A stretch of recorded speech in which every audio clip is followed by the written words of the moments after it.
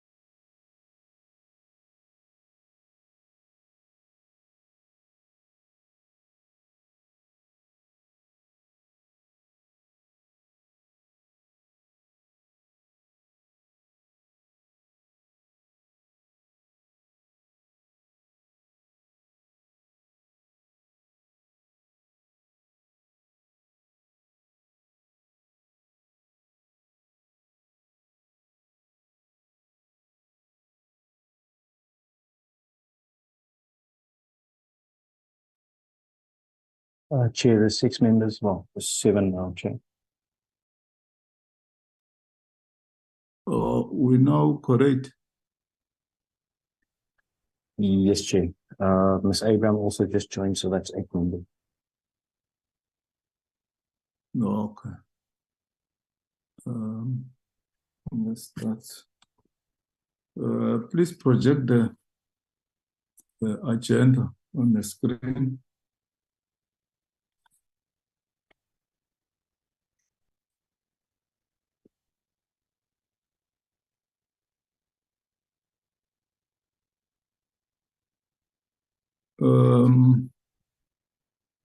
Okay.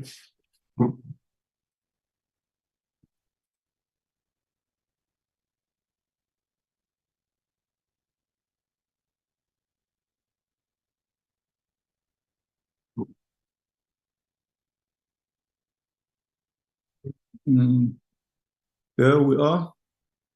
That's the agenda. The meeting is officially opened, and welcome all of you who are in attendance, honorable members of this committee, the support team of the standing committee, PBO, if you are here, legal communication, and the entire parliamentary team.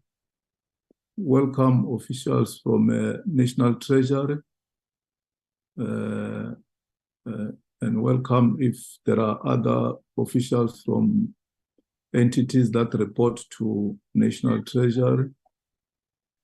Welcome the media and everybody in attendance. Are there apologies? One apology received from Mr. De Villiers, Chair. Okay, that's the apology from Honorable De Villiers, noted. Honorable Abraham?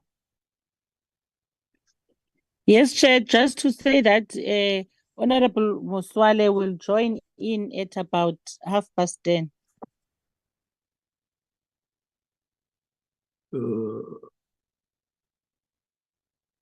Earlier on, he was here. He has left the meeting. And where is Honorable Mawilet?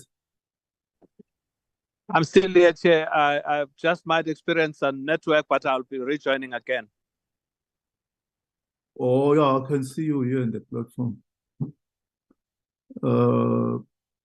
And where's Mawilet, Honorable Abraham?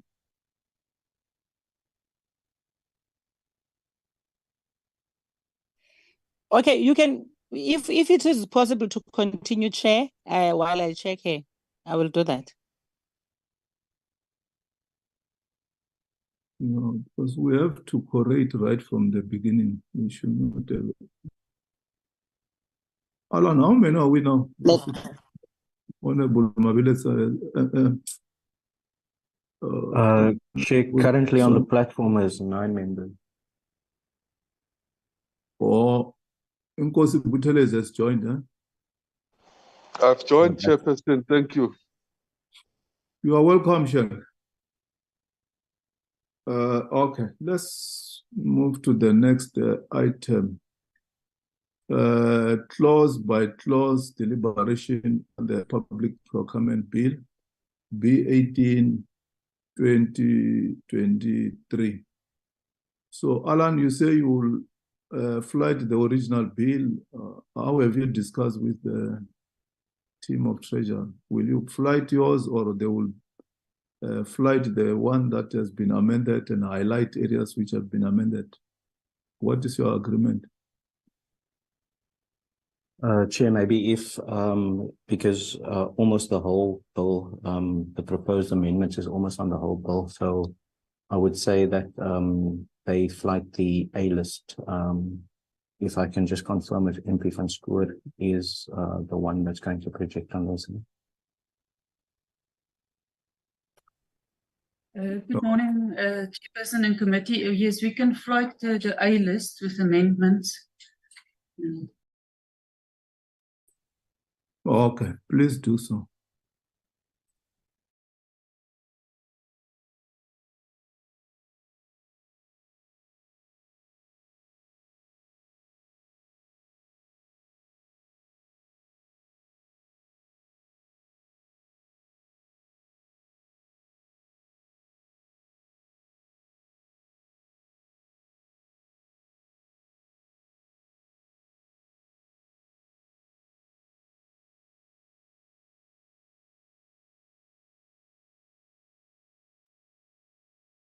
Okay. Let's go to clause 1. Treasury, do you mind if you lead us when we go clause by clause as to which is the amendment and so on and so on? Clause 1, Treasury. Good morning, Chairperson. Yes, we will go through the bill briefly outlining what's in each clause and then also the proposed amendments. My colleague, Mr. Matabula, will also take the committee through chapter 4, which is entirely new, the proposal. Now, clause 1 contains numerous definitions. For instance, definitions of accounting officer, accounting authority. It also defines a bit capital assets, emergency, open data, public office periods, public-private partnerships, procuring institutions, and also related persons, which is used in the context of due diligence, strategic sourcing, and also transversal term contracts are some of the definitions. Now, firstly, the first proposed definition is a new definition of acceptable bid that's on the screen. So that definition, Chairperson, it's short, means a bid which in all respects complies with the specifications and conditions of a bid as set out in the invitation of bid. The next definition is BBBE status level of contributor, and I want to indicate a correction. We've realized this morning that there is no definition in section 1 of the BBBE Act. But what we would be proposing is that we refer to the codes of good conduct for black empowerment issued in terms of section 9(1) of that act. Then the next definition is a proposed new definition of bid in place of the current definition, means a written offer which is capable of acceptance and conversion into a contract in the form determined by the procuring institution in line with its compliance requirements in response to an invitation for procurement through any prescribed procurement methods. The procurement methods will be prescribed by the Minister through regulations. Then we propose a deletion of the definition of bid document. Then we propose, and I will indicate there's a number of terminologies that was used in chapter 4 of the bill, but now since the terms are repeated several times in that chapter, we propose that those definitions be included in clause 1 of the bill. The first one is black people, that refers to the definition in the BE Act. Then the next definition, which is also in the context of chapter 4, is complementary goals. It refers to the particular section enabling those complementary goals. Then confidential information is not a new definition, it's a definition that was in clause 27, but since it's now being used in also in the proposed clause 26, we propose that this definition be moved to clause 1, and it refers to a number of aspects for PR, safety of persons, also protection of against cyber attacks, we refer to computer systems and so on. But that's the list, and also where for prejudice national security. Then there's also proposed new definition, but that also relates to chapter 4, cooperative, referring to the Cooperatives Act of 2005. Then in the definition section, there's also a provision that currently defines decision, and several commentators raise concerns about that it's confusing. And in our view, it's not necessary to define it. The wording of the act, the bill itself is clear in our view. Then there's also proposed definition of, or new definition of emergency in place of the current one, which is, we think, shorter but also clearer, and it specifically also now deals with cyber security, which was one of the comments from stakeholders. Then the definition of immediate family was also, I think our my colleague, Mr. Matabulu, explained that this definition was made less extensive. For instance, it now excludes ex-spouses, so it will basically be spouses, civil partner, life partner, a child, stepchild, parent, or sibling. Then there's also a proposed new definition of income generating contract. Now, this concept is used in Chapter 4, also on preferential procurement, indicating what it's basically be institution conclude the contract where they will, to put it maybe simply, will make money. Then there's also proposed new definition of infrastructure in place of the current one, and this was also in view of comments made by stakeholders on the current definition in the bill that's on the screen. Then we're also proposing a different definition of instruction. Now, this is to refer both to instructions by the Public Procurement Office as well as instructions issued by a provincial treasury. Then there's also a new definition of military veteran, and that's also in relation to Chapter 4, which refers to the definition in the Military Veterans Act. Then the next definition is the addition of the substitution of 2 paragraphs at the end of the definition of national security to add a few new paragraphs, or 2 is in place in it's an additional one, and it's referred to a cyber attack and violence against constitutional order. And then the last one, it's the same as it's in the current bill, but it's just moving the text to a later paragraph. Then there's now also a proposed definition of people with disabilities. Once again, it relates to Chapter 4, and it refers to the definition used in the Employment Equity Act. Then regarding the definition of publish, is also we're proposing a different definition requiring publication in a gazette or on a website, and that's the addition, or an easily accessible central online portal that is publicly available.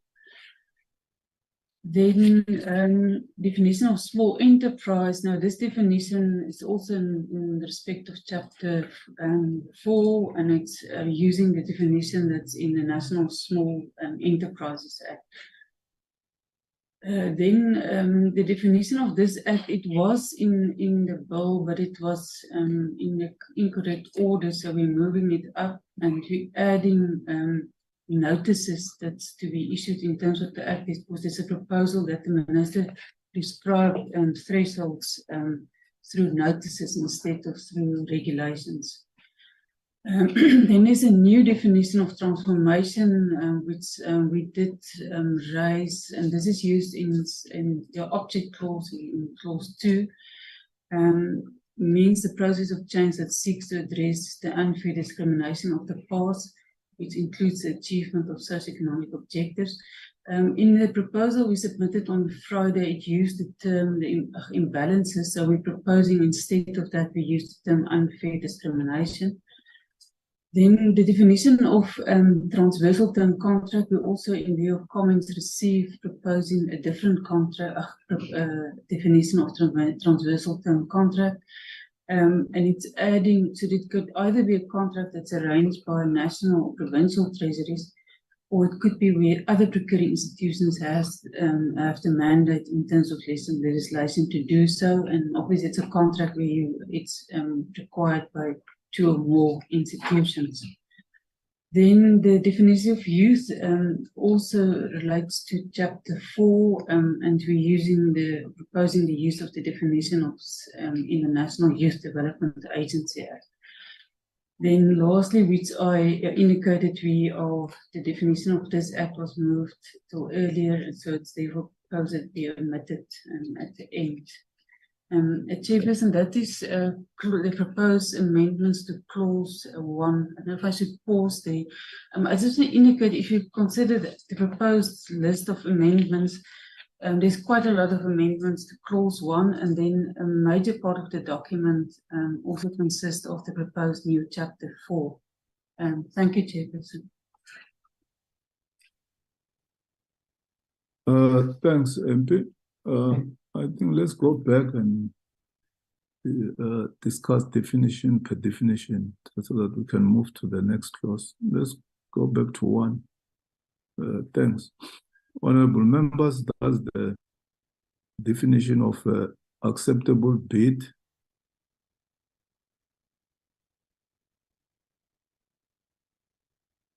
Agreed. Honorable Manya. Chairperson, I think maybe I know we're doing clause by clause, but I think for efficiency, because these are pretty much straightforward, and I was going to propose, Chair, that maybe if anybody has got an issue with any clause, that person must raise the issue on that particular clause. I have one issue only on clause 19, but for the rest of everything else, I agree. Okay, agreed. Agreed, Chair, with the first clause. Okay. Triple B is status level of contribution. Agreed. Agreed, Chair. Bid means agreed. Agreed, Chair. For okay, for me the definition of a bid document. 5, black people means Agreed, Chair. agreed. 6, complementary goals means Agreed, Chair.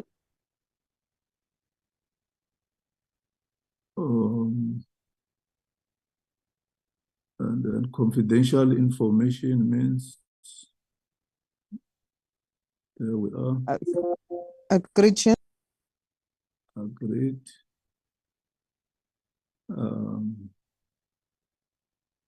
7, cooperative. Agreed. Agreed, Chair. Emergency means 9. Agreed, Chair. Agreed. Immediate family 10. Agreed, Chair. What's the difference between before you proceed between a civil partner and a life partner? Just to be educated.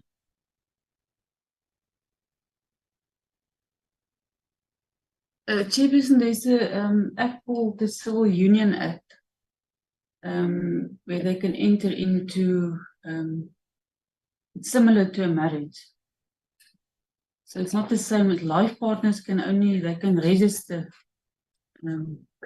but they also acknowledge in terms of the law as almost as if married. So I don't know if I put it down correctly, but there is a particular act dealing with civil unions.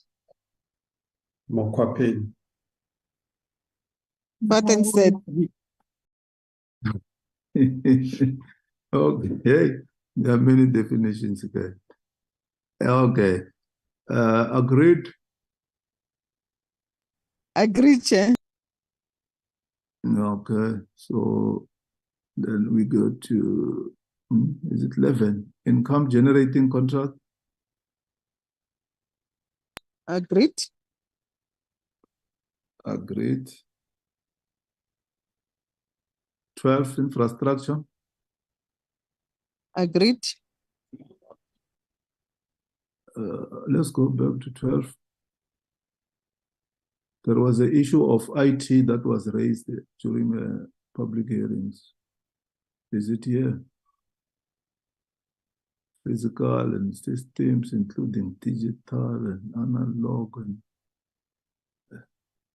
So this covers ICT. Honorable Manya, by the way, this is your space.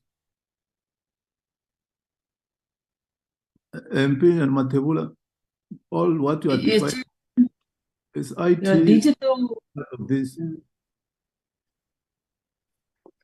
In our view, digital systems will cover it. In any event, the introductory phrase deals with physical facilities or structures and systems is general, but we specifically mention digital or analog communication systems.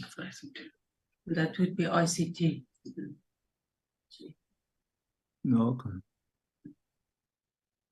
13, instruction. Agreed, Chair. Agreed. 14, military veteran, as defined by that act. Agreed. Agreed. Agreed. 15, agreed. Agreed, Chair. Agreed. 16, people with disabilities defined by that act. Agreed. Agreed, Chair. Agreed. 17, publish. Agreed. Agreed, Chair. Agreed.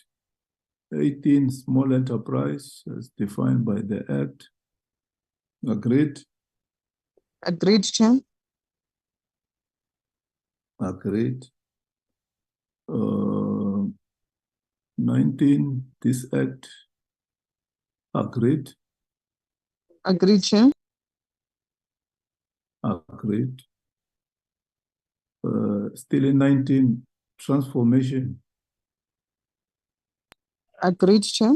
No, Chair. I've raised my hand, Chair. Okay, Honorable Manya, over to Yeah, Chair, I think the intention here is to provide certainty in what we're doing. Now, if you read that definition, what certainty does it provide? It's a woolly, wishy-washy explanation that does not concretize. I mean, if you look just by way of example, if you look at how we've defined family, is it immediate family as an example? When you read that, you are left with no question in your mind as to what is meant. But if you say means the process of change that seeks to redress the unfair discrimination of the past, which includes the achievement of socio-economic objectives, what is that, Chairperson? In the context of, my disappointment here, Chair, is that I spent a lot of time in the session and I quoted 3 sections in the Constitution that define transformation in a manner that is implementable. Not this is a woolly thing. This is very woolly. This is meant to achieve absolutely nothing, so that it's always open to interpretation. I read 3 clauses in the Constitution that indicate the importance of the issue of representativity. If you say to redress unfair discrimination of the past, what does that mean? Because it's just creating an unnecessary, long-winded, woolly debate, Chairperson. In the absence of the word to achieve a representative profile in all spheres of our lives and all of that, then we're missing the point. And as I say, Chairperson, I did not just take this from the sky. I referenced the Constitution, that the issue of representativity is key. If you look at the Constitution, for instance, on the Equality Clause in Section 9, it actually directs that there must be a national legislation put into place for these things. And this is why, if you go to the Employment Equity Act, it references the Constitution. It is the execution of that particular aspect of the Constitution, and so on. So now to come here, and if you look, for instance, at Chairperson, what has been good about the rest of everything else here is that the officials have been going to the primary legislation and not trying to reinvent the wheel and all of that, you know, which showed a bit of, which was proper. But in this case, we are manufacturing something here, Chairperson.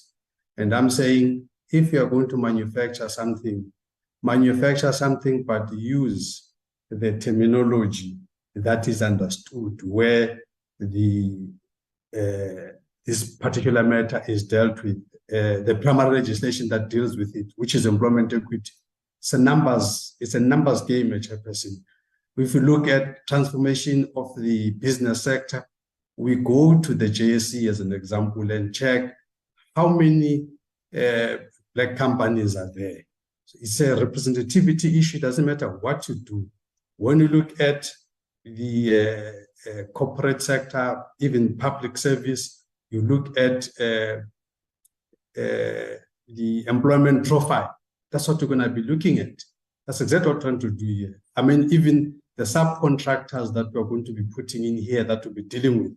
When we talk about transformation, we want to see whether we are breaking the past, we are breaking the white monopoly capital. This is what we want to see. So if we don't have this issue of representativity, we're just creating some wooliness, which I have a problem with, Chairperson.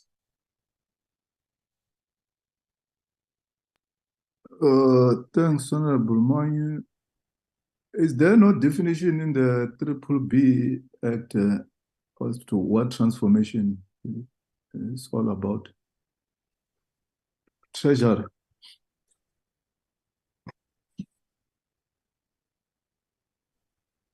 Chairperson, we're just checking. We have a copy of the act here.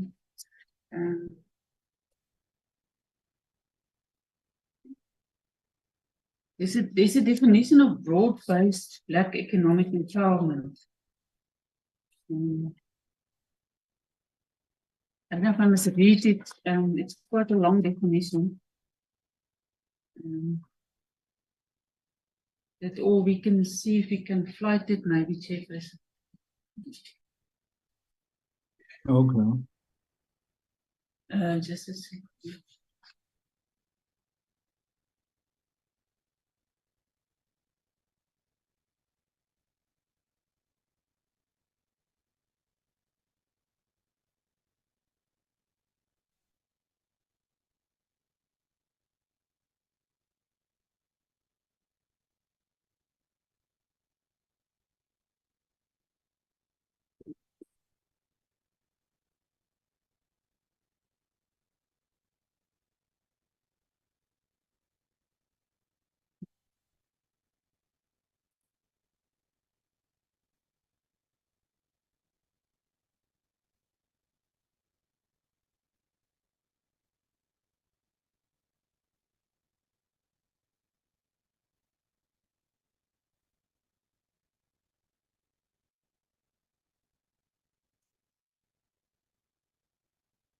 I'm just struggling to share the same screen again.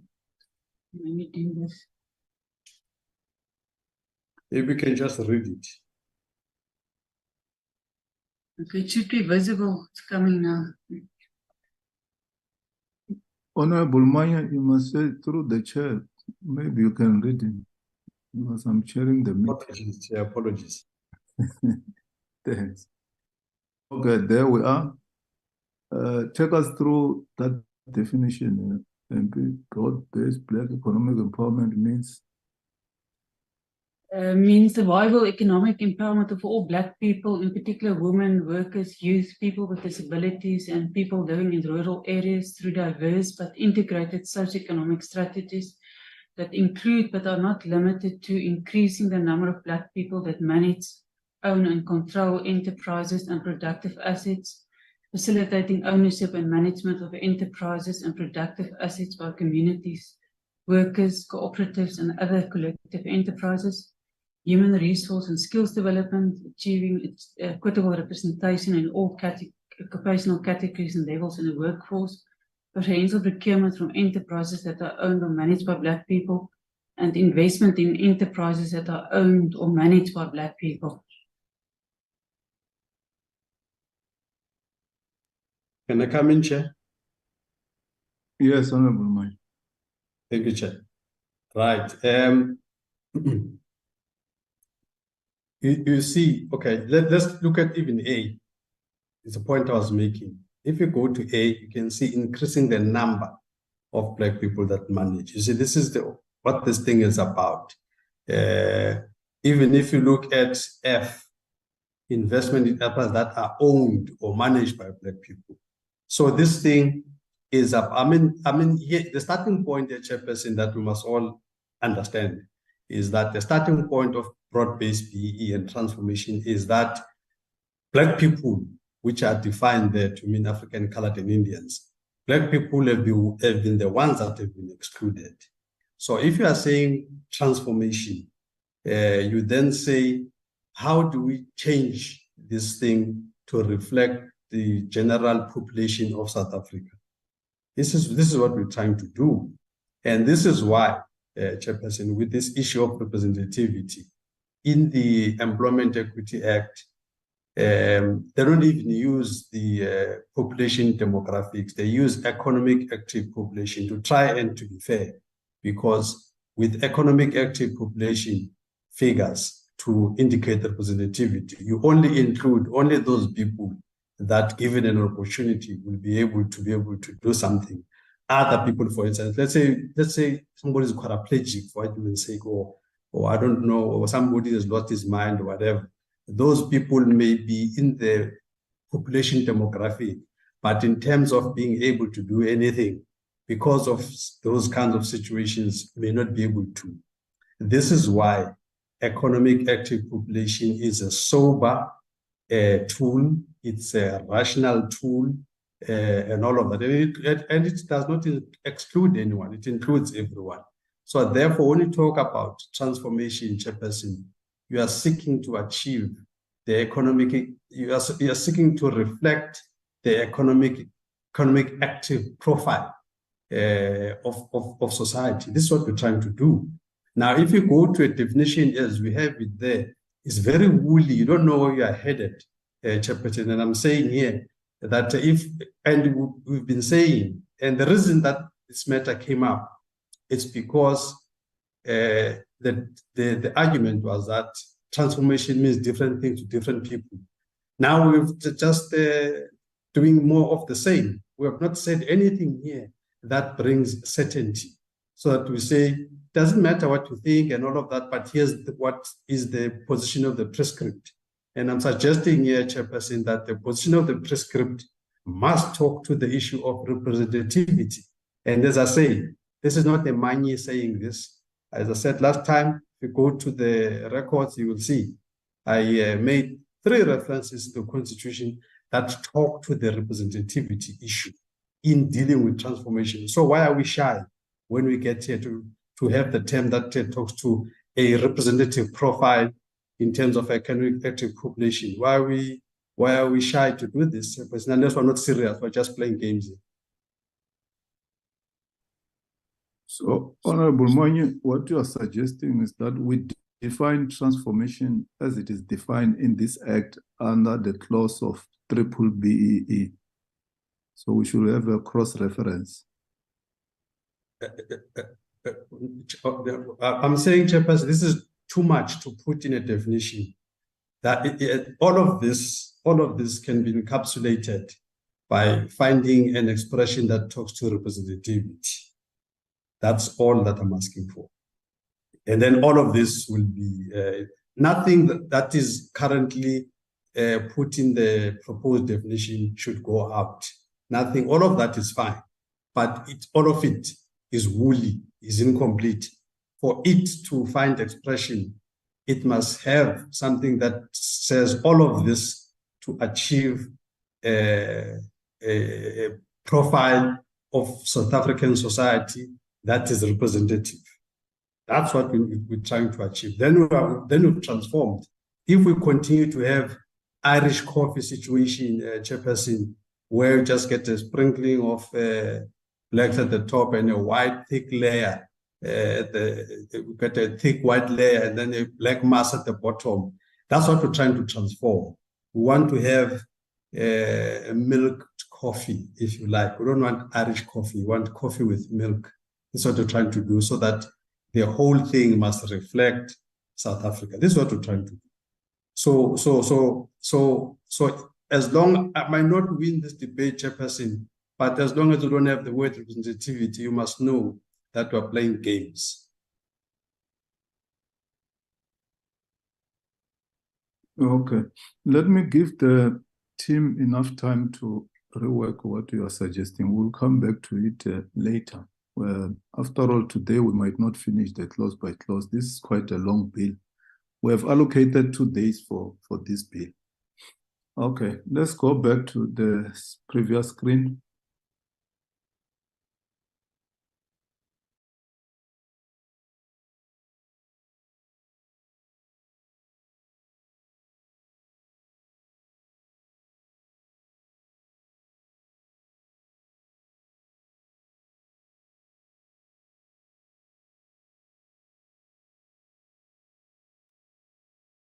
Chairperson, yes, we will look at the definition and make a proposal later today or tomorrow morning, if that's in order.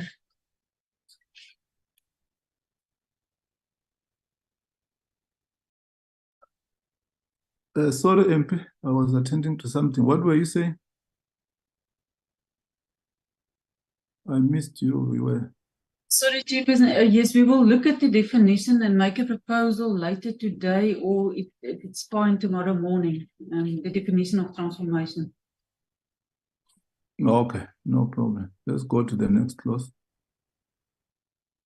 20, transversal term contract. Agreed, Chair. Agreed. 21, youth. Agreed, Chair. Agreed. 22, omit the definition of this act. Agreed.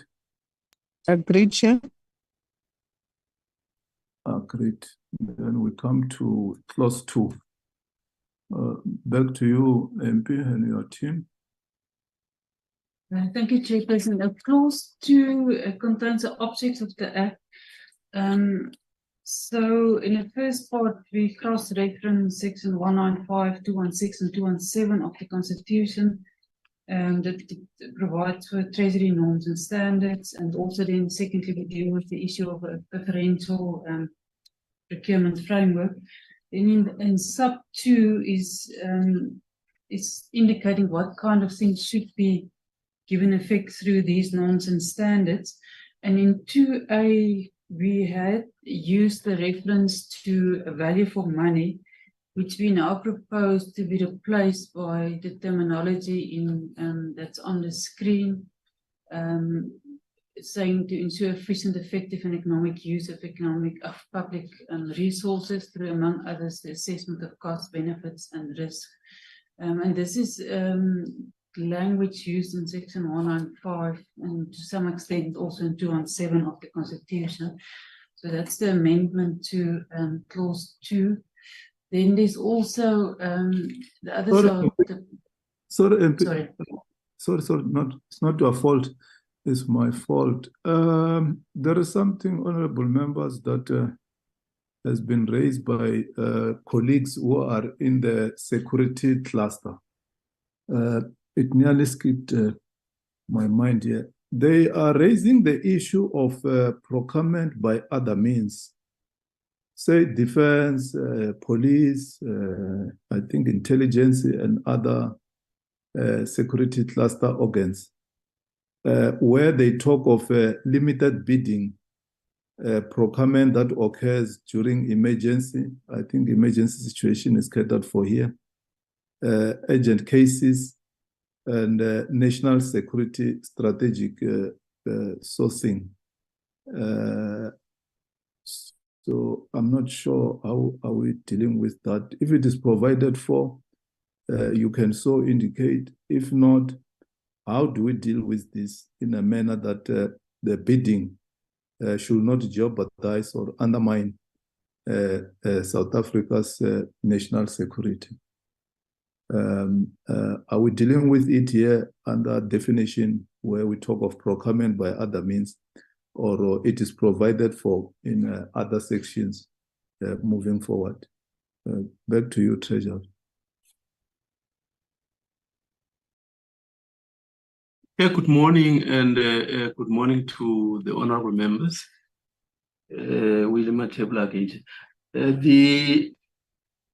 The issue around limited bidding, emergency, and so on, all those are so-called procurement methods that are dealt with in Chapter 5 of the bill. So I'm sure when we get there, at least we'll explain to the chair, although the bill itself does not detail those methods, but it does say that the minister must prescribe those methods. There are quite a number of them. And the issues that the chair has just raised now around the concerns by the security clusters would, of course, be taken into account in the development of those procurement methods, which are stipulated in Chapter 5. Thank you, Chair, which is clause 18 of Chapter 5. Thank you. Thank you, Chair. Okay, thanks, Mr. Matebula. So let's deal with that when we come to Chapter 5. As I've said, it has been raised by colleagues in the security cluster that how do we deal with issues where the national security is not compromised. Thanks, we'll deal with that in Chapter 5. Honorable Manya, before we proceed with that. No, thank you, Chair. I wanted to just propose, Chair, that maybe, okay, we'll deal with it as directed, Chair, but I just wanted to just flag that it's not like in the security cluster with angels, the Chairperson. So this thing of hiding around national security and all of this, and when you get there, you find all kinds of shenanigans of that cluster as well, Chairperson. So my attitude is that as much as we should not compromise the national security, but it can be a free-for-all. But we'll leave it there for now, Chairperson. Thank you. Yeah, you are right, Honorable Mine. There must be strong checks and balance. So let's note that so that when we come to read it is tightened. Thanks very much. Back to you, MP, and your team. Chairperson, is the other amendments to clause 2.2 is that we had innovation as a subcategory. So we're proposing that it be inserted at the end, and also with, instead of sustainable, but I'm just looking for the correct term, sustainable environment, which we now propose sustainable development. So promote innovation and sustainable development is now as a separate category at the end of clause 2.2. So those are the proposed changes to clause 2 of the bill. Thanks, MP, and Team Treasurer. Honorable members, that's the recommendation on clause 2. Agreed? Agreed, Chair. Agreed. Let's move to the next clause, clause 3. Just clause 3 deals with the application and administration of the Act, and it lists all the entities that would be subject to the Act, which would be national, provincial departments, constitutional institutions that listed in Schedule 2 to the PFMA, municipal and municipal entities, and then also the public entities that are listed in the PFMA. Then it also proposes that in view of Section 217 of the Constitution, that Chapter 4 on preferential procurement also applies to Parliament and provincial legislatures. Then the proposed amendment to clause 3 is that we add, in terms of the application on the types of procurement, that we also add that the provisions of this Act will apply to all procurement carried out by a person on behalf of a procuring institution, so that they're bound by the same rules. Thank you, Chair. Thanks. Honorable Manya. Chairperson, I wanted to just, I don't want to disrupt the flow here, but I just want to leave this session here with the feeling that I know what I've agreed or not agreed to. It will be a lie right now to say I do, because if you say you on page 8, line 24, insert this, and I don't have page 8 and line 24 in front of me, I sort of haven't got the context, so I'll just have to give the presenter the benefit of doubt and say, okay, it's all in good faith and all of that, Chair. So I was going to propose, Chair, that all these notes here should be the notes of the presenter. We don't necessarily have to see this. If we can get to the actual bill itself, when she says page 8, she goes to page 8. When she says in line 44, we'll then be looking here on line 44. Then she can say whatever she's currently saying now to explain what is happening, but we'll be looking at it in context. Right now, Chairperson, this is a very mechanical process. I don't think anyone, unless you are sitting with many papers and cross-referencing and a printout of a bill, which I don't have a printout in front of me right now, because we do everything electronically. And if, for instance, if there was a way in which this presentation was bifurcated, where on the one side you've got the bill and then you've got these notes here, but from where I sit, I don't need to see what the presenter is reading here, because she reads very well and clearly. So we'll understand looking at the bill and the explanation given. Right now, I've got explanation, and we just have to imagine these things in the actual bill, Chairperson. So I'm saying from a substantive point of view, this approach is short-changing the process, Chairperson. Here's an example. It's clause 3, page 8, on line 44, omit this and that. What does that mean? How do you, if you omit that in that paragraph, if that paragraph was in front of us, you would know what are the implications and all of that. But right now, it's a very mechanical process that at a substantive level is wanting.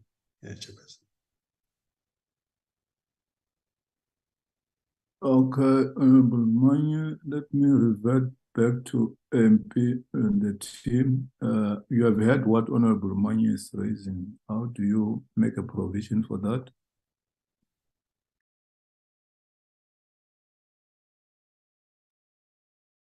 Chairperson, instead of writing the A list, the list of amendments, we can write the bill and then point to the particular amendments to the relevant clauses. I don't know if that would assist.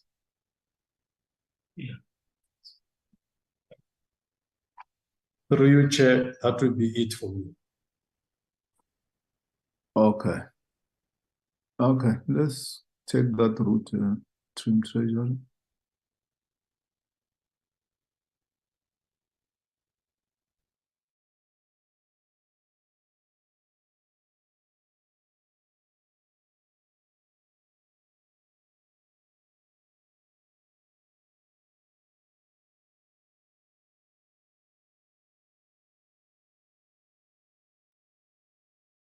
Honorable members will remember 10 o'clock, there's a sitting of NA, so you should use the other gadget to log in. So simultaneously we'll be attending this meeting and attending plenary. Thanks.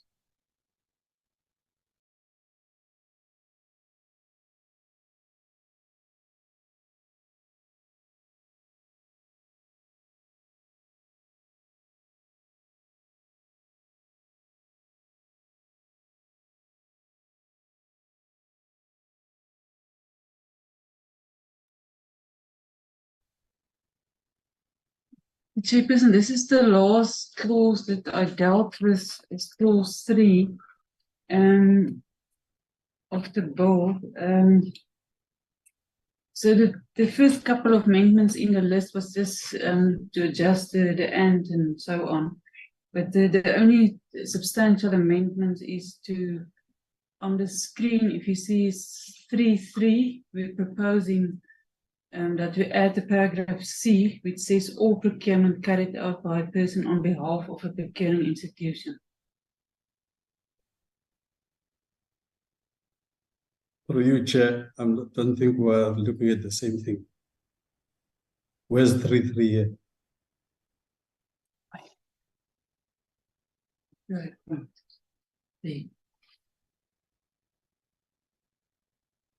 It's subsection 3 of section 3 of clause 3 of the bill. Which say this act applies to all procurement in paragraph A and B, any person, and then proposing paragraph C, all procurement carried out by any person or procuring institution. So the amendment is the one that's in the list that was emailed and submitted by Treasury. C currently talks about the municipality or a municipal entity. So we are removing municipality or municipal entity and bring what you are suggesting. Well, let's get it clear so that we are not confusing the flow. Sorry, Chairperson, it's not to 3.1, it says 3.1, 2, 3, and 4, and 5. So we're proposing an amendment here in line 45 to subsection 3. It starts with this act applies to. Or after B, you insert C. Yes. Yes. Okay, okay, I can follow you. Are you able to follow, honorable members? Yes, Chairperson. So what is the change here? The change is what's in the other document, which say all procurement carried out by a person on behalf of a procuring institution. So if you use another entity to conduct your procurement, and that's if it's a government department, then that other entity must still follow the rules in this this bill.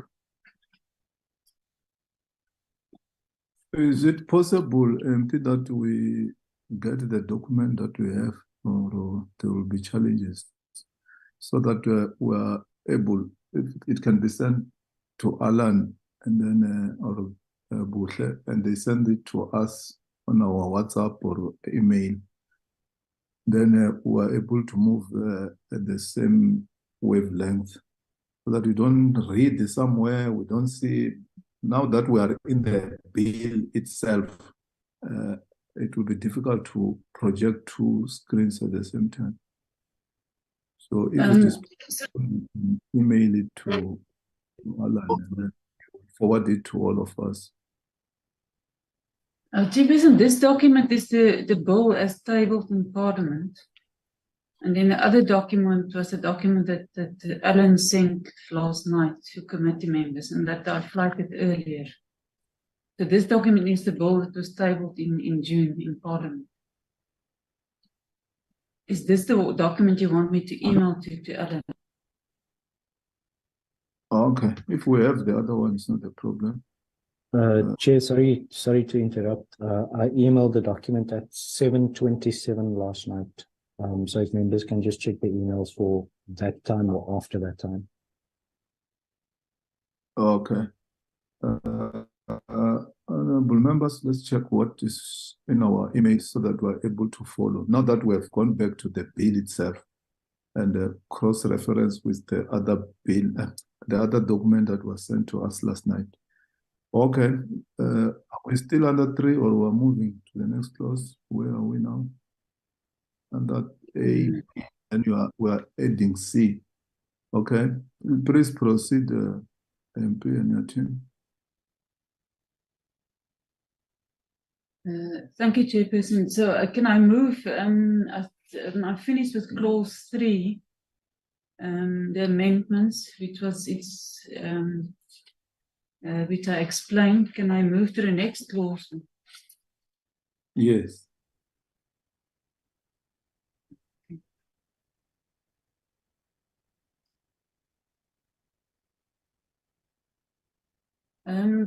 Clause 4 is about the establishment of the procurement office within National Treasury and deals with the head and officials, and that they must act without, fear and favor or prejudice. There's no proposed amendments to this clause in the other document. Okay, please proceed. And the next clause deals with the functions of the Public Procurement Office. Now I'll go to, there's a proposed omission in, I'm just checking the line. Which page are we now? Yes,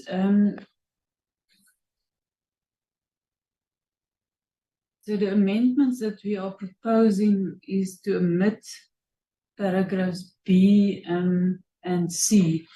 I'm just going to highlight it. So those are the proposed omissions. The first is the one referring to non-binding guidelines. I think that from stakeholders there was still a concern that it's not clear what will be binding or not binding, although we think it's clear. But in case of guidelines, if an institution administer an act, they can anytime issue guidelines. They don't need authority in law. And then the second proposed deletion is, and 2C is that it's about determining a model procurement policy for different categories of institutions. So it was also proposed that that be omitted and that institutions develop their own policies in line with the provisions of the Act and including the regulations.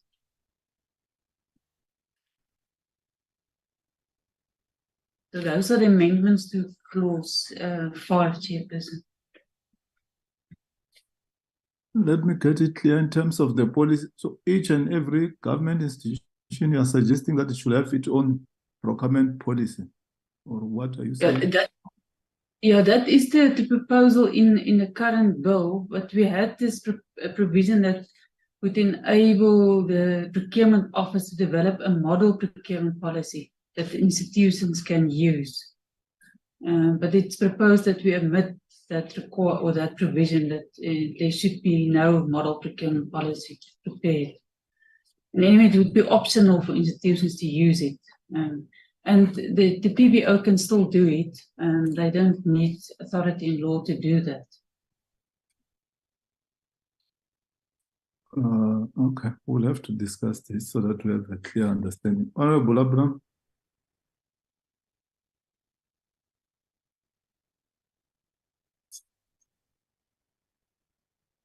Honorable Abraham.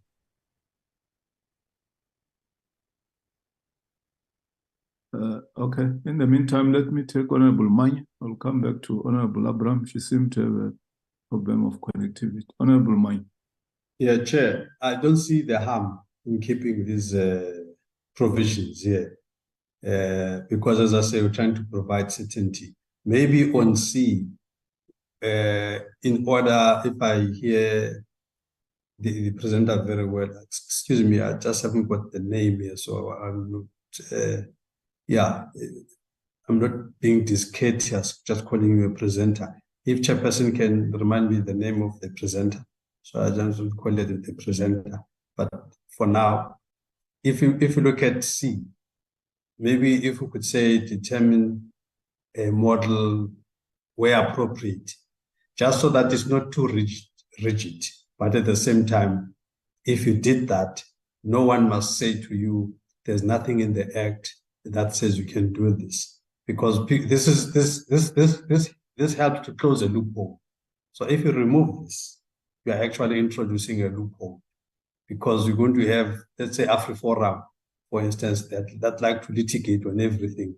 They're going to come and litigate and say what you are doing is not provided for in the law, you know. So I think more is better than less, Chairperson. This does not harm anything. We must just leave it, and if we don't want to regiment it, we can just soften the wording, but just have it there so that those that want to do it, they can, but those that don't, they don't. But if you decided to do it, for instance, in the absence of it being here, you run a risk that the very litigious NGOs will just find this thing to just scuttle you out of the, just waste a lot of time in court, Chairperson. Thanks, Honorable Manya. The presenter on legal issues is AMP Fan Squad. Then you have the whole team. Tebula and others. I agree. Let's not leave things to chances. That each and every, there are 700 or so entities, 44 or so departments. If each and every, and so many provincial and local government entities, each and every one of those entities is going to develop its own policy, I think the country is going to be in trouble. South Africa is one in terms of the preamble of the Constitution. And that in itself has got a clear meaning what it means. I think there's nothing wrong with C, that we determine a model procurement policy and all those. If ever the other institutions have to come up with other policies, there must be a clear policy guideline coming from national government.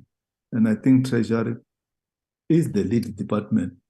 But just to leave everything to each institution, there's going to be chaos in this country. And we're fragmenting the country, whereas the Constitution says the country is one. So I don't think we should do things that suggest that we're moving away from what is contained in the Constitution. So let's stick to a guiding model coming from National Treasury. And if there has to be deviation from any other department and any other institution, there must be a clear explanation. You can't have many policies for one country. In each and every aspect, whether it's housing, there's a National Housing Act, and then white paper on housing. Transport, there's one Transport Act, and then a white paper on transport. But if now here we're going to come with many white papers, the country is going to be in trouble. And as the Honorable Manyi said, we are living in a litigious situation. Government will always be in court throughout. So I think this clause is here to make for provision that there must be leadership provided by the national government, and Treasury is the lead department. Back to you, Treasurer.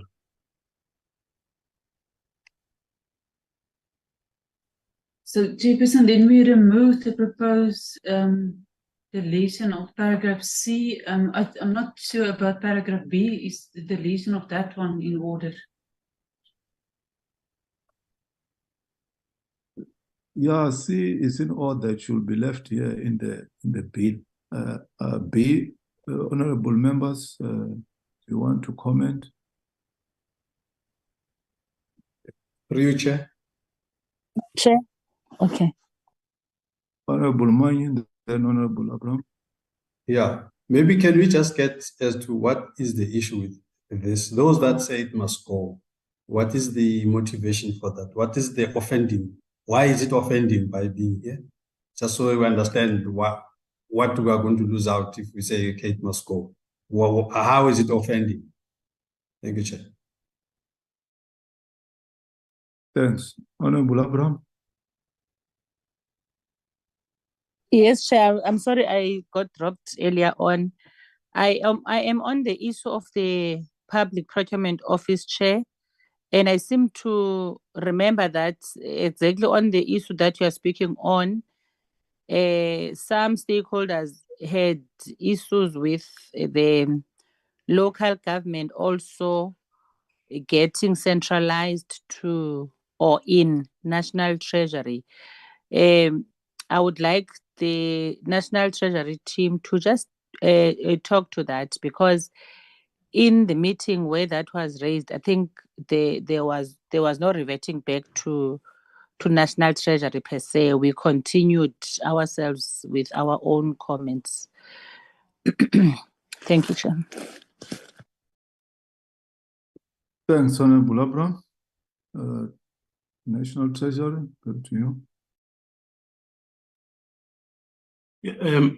Thank you, Chair. Let me just quickly respond to the question raised by Honorable Manyi around what is the problem. No, I think what Advocate MB Van Spoor was saying, that in respect of B, 2B, She was actually saying you don't need a law to issue guidelines. That's the first thing. So you can just issue guidelines at any time. But what I'm hearing is that it doesn't harm to keep it here. Of course, I think maybe we can live with that. I think that's it. And already the chair has articulated quite clearly on the model policy. But the thinking there was that because you've got so many categories of institutions, maybe, Chair, to your point, that you don't necessarily have to have a model policy for all of them. Now we're talking, this is internal policy, not the broader policy of government, but this is more like we are a treasury, and treasury develops its own procurement policy for purposes of treasury. And so are other procuring institutions. That's what this was actually talking to. I mean, given that you've got SOEs, you've got a number of them. So, but I think the chair has addressed that issue. Maybe we should not even go back to it. I just wanted to respond around the issue that maybe this was a thinking when the proposal to remove the two was suggested to the committee. Now, now to the other, Chair, part that has been raised by Honorable Abrahams around the location of the PPO within Treasury. And there's always, and it's true that people have raised this issue during public hearings, that maybe powers are somehow consolidated and centralized within Treasury. But Chair, what we're saying here is this is an office that will set the rules of the game. So there's a game to be played, and there are rules within which that game must be played, and that's what the role of this office will do, without necessarily infringing or encroaching into the actual responsibility of local government. Local government will still do what they need to do in terms of law, but of course within a set of rules. That's the only thing. And these rules that we're talking about are, of course, the rules set out in this bill. So this is basically what we're setting up, but not necessarily that will, for in some time, the PPO will take over from the local government. And Chair, also in this very bill, I think there is also provision for a role by the provincial treasuries, which are similar to what the PPO will be doing.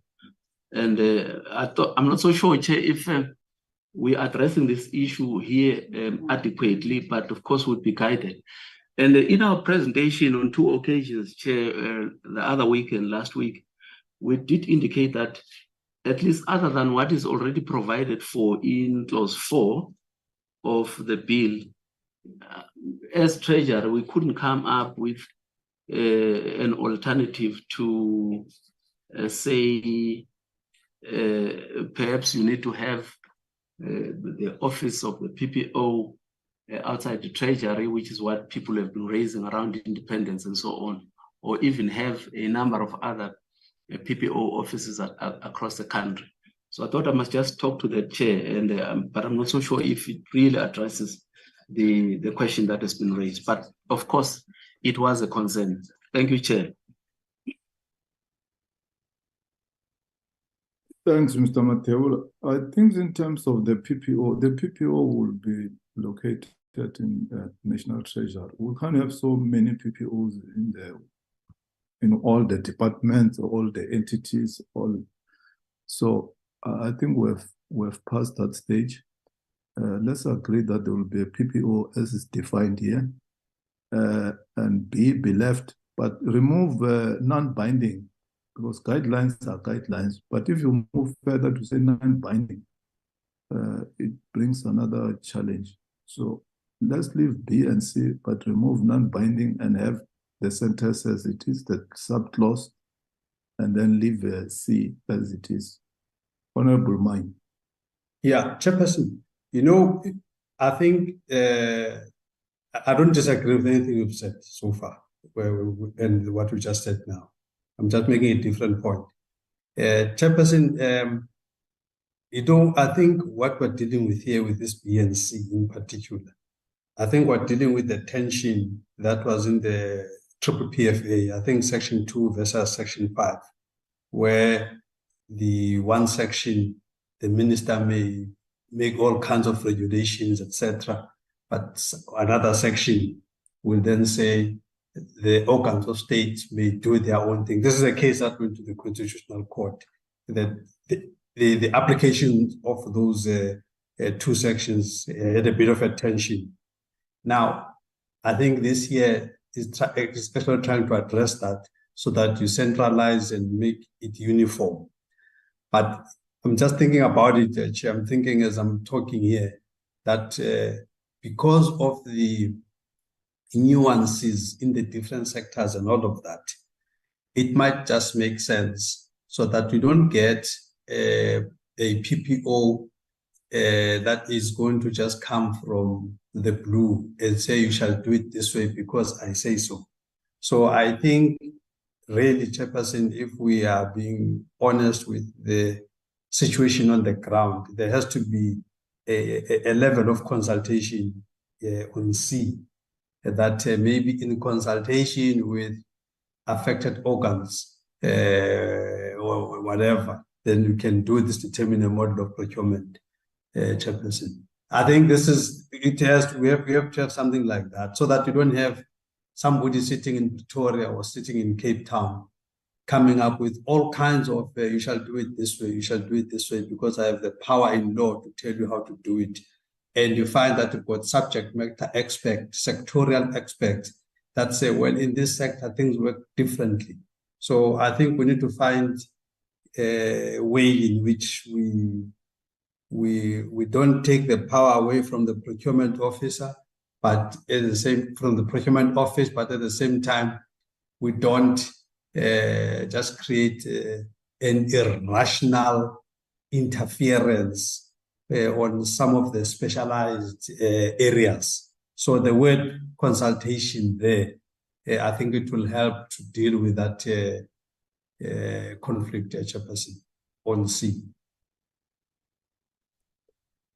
Okay, no, I think you are quite right. Everything that is done within the three spheres of government should be done in terms of the spirit of cooperative governance. And issues of this nature should also find their way into Minimax, for instance, and other intergovernmental relations structures. So Team Treasury find a way of defining B and C, and we'll come back to them. And let's move to the next clause. Thank you, Chairperson. Then the next clause is clause 6 that deals with the functions of provincial treasuries. And the proposal here is that we, similar to the previous one, so I'm just going to highlight it. I'm sorry, wrong thing.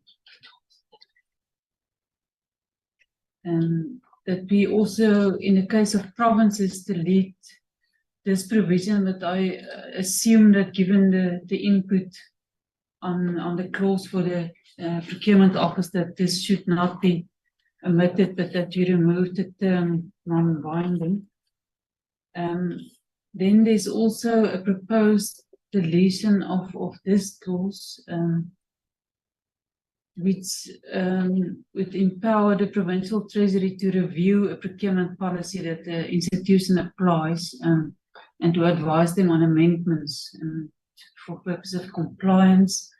I'm just going to show the last amendment because it relates to that provision, which is this one, also proposed deletion, and that's in the case of a municipal entity, that they consult the PBO before they advise on amendments to the policy of that institution. So the first B is similar to the previous one, and while 2D and F that I highlighted are different proposed amendments, and that relates to the review of policies for procurement institutions. So those are the proposed amendments to clause 6. Okay, thank you. Agreed, honorable members. Agreed, Chair. Agreed. Chairperson, sorry. Honorable Manya. On B, Chairperson, shouldn't we then say the same sentiments that applied previously must be applied here, and whatever the reformulation that the National Treasury is going to do on what we just discussed just now must then be equally applied here, because the same thing on B. Yes, they will do so. Instead of removing it. Okay. Agreed. Agreed, Chair. Moved. The next clause.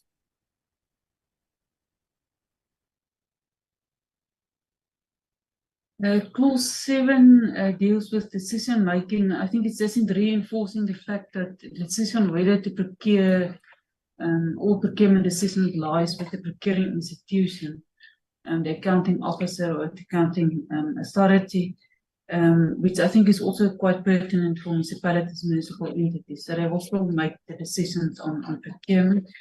In clause 8 contains the duties of procuring institutions.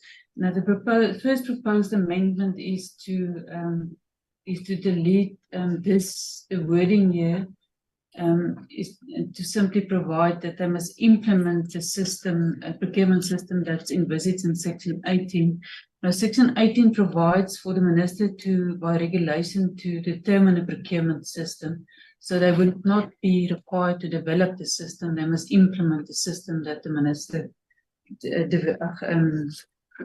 develop. Then the next amendment relates to sorry, Chair, I'm just double checking. Is that we omit sorry. Through you, Chair. The other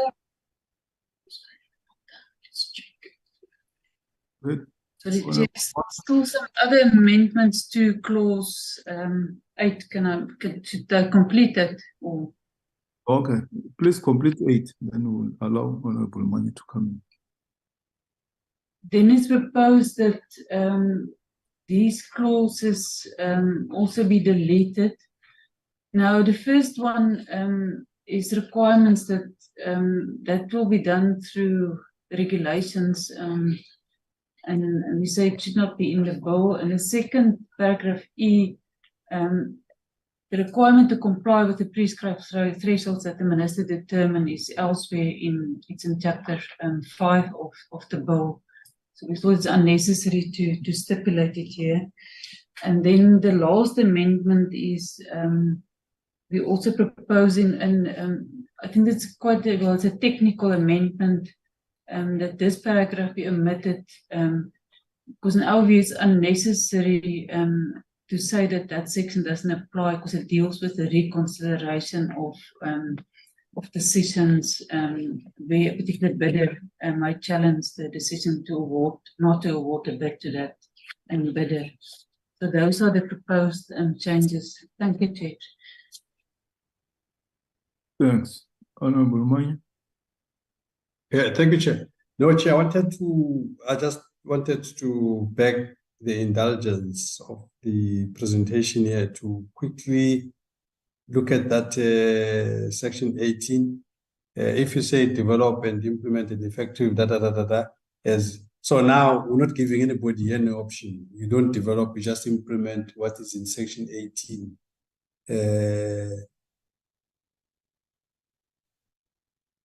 So how do I put it, Chairperson? Okay, so section 18 is that chapter 4? Is that what you're dealing with?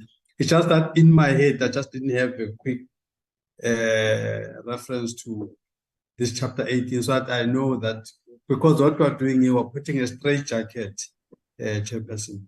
Not that I have a problem with it, but I just wanted to have a quick reminder of, by the way, what does a straight jacket look like? Chapter 5, not 4. Not the one that talks about set aside preferential procurement.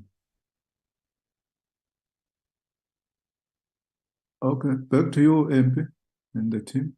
Respond to the question asked by Honorable Moine.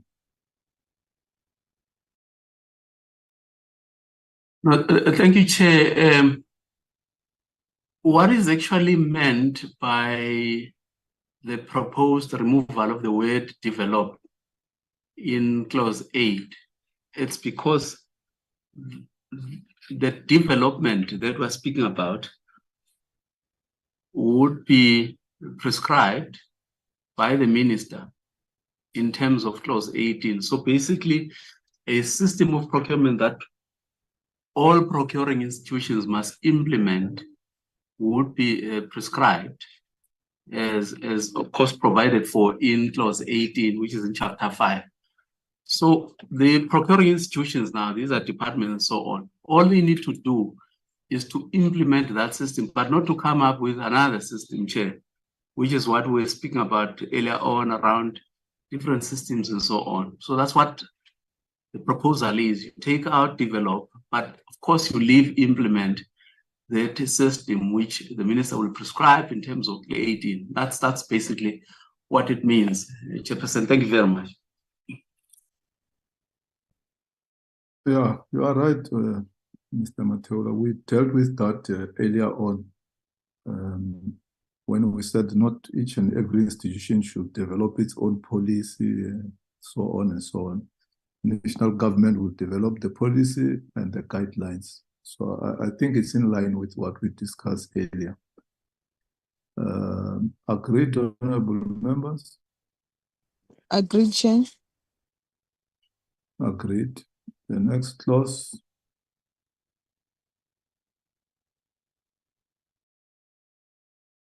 Clause 9. Clause 9, Chairperson, there are no proposed amendments to this clause, and it deals with codes of conduct for all different role players in procurement. And then clause 10 deals with the conduct of persons involved in procurement. And there's one proposed amendment to paragraph D. I'll highlight it now. So it's proposed that this clause be worded as follows. If a conflict of interest in a procurement matter, then the official or other role player must disclose such conduct and recuse him or herself from participating in a process of that procurement matter. So I think it's an not expansion to make the application of this provision clearer, and what should the person do if there's indeed a conflict of interest. So I'm reading from the other document on page 7 at the top that was submitted. Okay, yes, we have it on the A list, clause 10D, what is proposed. Agreed, honorable members?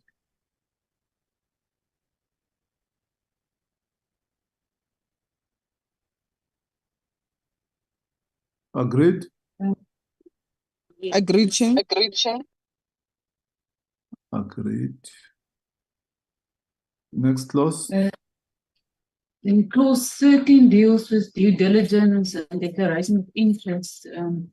There are no proposed amendments to this clause. So I don't know if I should go ahead, Chairperson. Yeah, if there are no amendments, please go ahead. Wait, isn't it we have to adopt clause by clause, even if there are no amendments? Let's do the right thing so that legally we are not found to be on the wrong side of the law. Clause 11, agreed, honorable members? Agreed, Chair. Agreed. Let's go to 12. And then clause 12, there's also no proposed amendments dealing with undue influence. Okay, agreed, honorable members. Agreed, Chair. Then clause 13, the first proposed amendment relates to just the heading of the clause. We're proposing that it reads automatic exclusion from submitting a bid. I think it's in line with the text of the bill, if one read it. Then it is proposed that in lines, it's an assertion, so you won't, members won't see it in the bill, that we insert after paragraph B, that we add an official or employee of parliament or provincial legislature. So they're not allowed to submit bids. And this is in line with what you would see in C and D, which exclude, C is special advisors and D are officials and employees of constitutional institutions. And then also in E, you would see officials and employees of public entities are excluded. C is also, employees in the public service, not only special advisors. So they're excluded from, participating in bids in institutions. So those are the proposed changes. So so it's in addition to the paragraph. Then what we also proposed, Chairperson, didn't we propose to delete paragraph B? I'm just checking with Mr. Matabula. Yeah, I think that's what we said. Yeah, my apologies, Chair, there's an amendment that we missed. It's proposed that paragraph 13D, the one that I highlighted, be removed, not to exclude this category from submitting bids, but they will be subject to the same due diligence process that's in clause 11. Because I think the concern was also that this potentially may be unconstitutional to prohibit such persons from participating in bidding or submitting bids for state procurement. This is one that doesn't appear on the A list, that if the committee agrees, then we will include it in the list. And then there's one further amendment, and this is clause 3, that provided that if you're related to persons in the categories listed above A, C, D, E, and F, then you're also not allowed to submit a bid. I think just to use an example, if someone is employed in a department, then that person's spouse may not submit a bid with that department. And the view is again that it must just be ensured that the person, the employee of that department, should not be involved in the procurement processes, and that will be dealt with through clause 11. So there's basically 3 amendments. The proposed 1B should be deleted, and then the addition of employees of parliament and provincial legislators in the list in 1, and then the omission also of subsection 3 highlighted in the document. Thank you. Thanks. Agreed, honorable members. Agreed, Chair. Agreed. 14. Chairperson, sorry, just before we get to 14. Okay, honorable Moyo. Yeah, thank you, through Chair. Just 2 things. So by implication, therefore, the deletion of 3 means all those people there that related to all the people mentioned are therefore allowed. Just clarity that this is what I'm just trying to understand. We're deleting this now, so it means this is allowed. Number 1. Number 2, I wanted to then just check, Chair, in terms of these automatic exclusions. and also just to deal with the what came out in court on the issue of challenging the 2017 PPFA regulations. There was an issue there that spoke to the fact that in the PPFA there was no conditions to exclude you. There were no pre-qualifications, as it were, for you to submit a bid, and that was the issue, that the minister had come up with a whole host of things, and he was defeated in court that in the law there isn't such a provision. Now that we're doing what we're doing now, when we're doing automatic exclusions from procurement, I appreciate all what is here, but I'm just suggesting, Chairperson, why don't we include here, in order to deal with the issue that the minister lost in court, so that he doesn't lose in court again.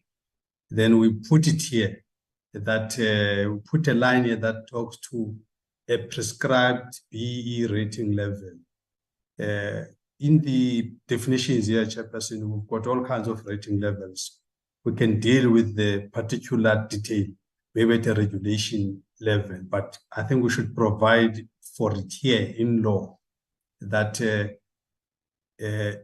I mean, you've got that saying, we've got level 1 to level 9. In my view, if you are level 9, you should be automatically excluded because you're not interested in transformation. So, but that level can be determined at the regulation level. But all I'm asking here, Chairperson, is that let's create an enablement here that when we have a list of people that are excluded, in order to avoid the 2017 debacle, Treasury regulations debacle, where the minister was red carded for being more progressive in regulations than the law provided.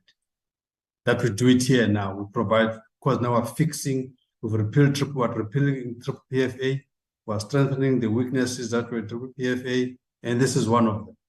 So in this automatic exclusions, I'm suggesting, Chairperson, let's strengthen this by adding something about if you do not meet the prescribed BE rating level, you should be automatically excluded. That's my submission, Chair. Oh, thanks, Honorable Moy. Team Treasurer, over to you. Chairperson, I just want to, Honorable Moy's question about 13.3, it's correct that if the committee accepts this deletion, then the persons mentioned here would be able to submit a bid.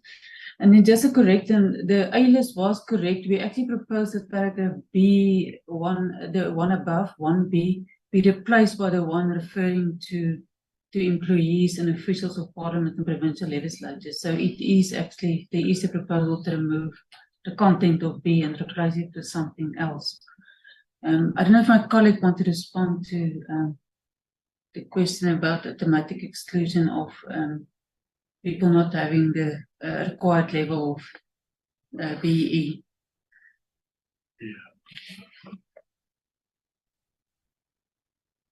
Thank you, Chair. Well, I hear what Honorable Mani is raising.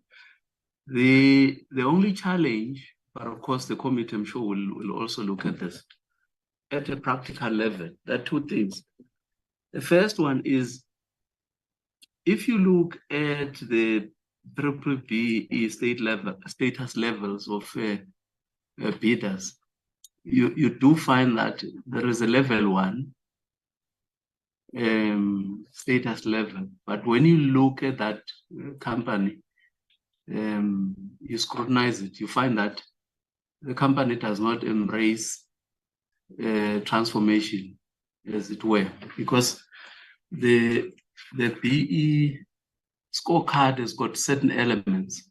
So, but there are specific elements that some of these companies do pick, and based on whatever they pick, when the assessment is done to evaluate their transformation, you find that some critical elements are not covered there, and yet that company becomes a level 1 or level 2.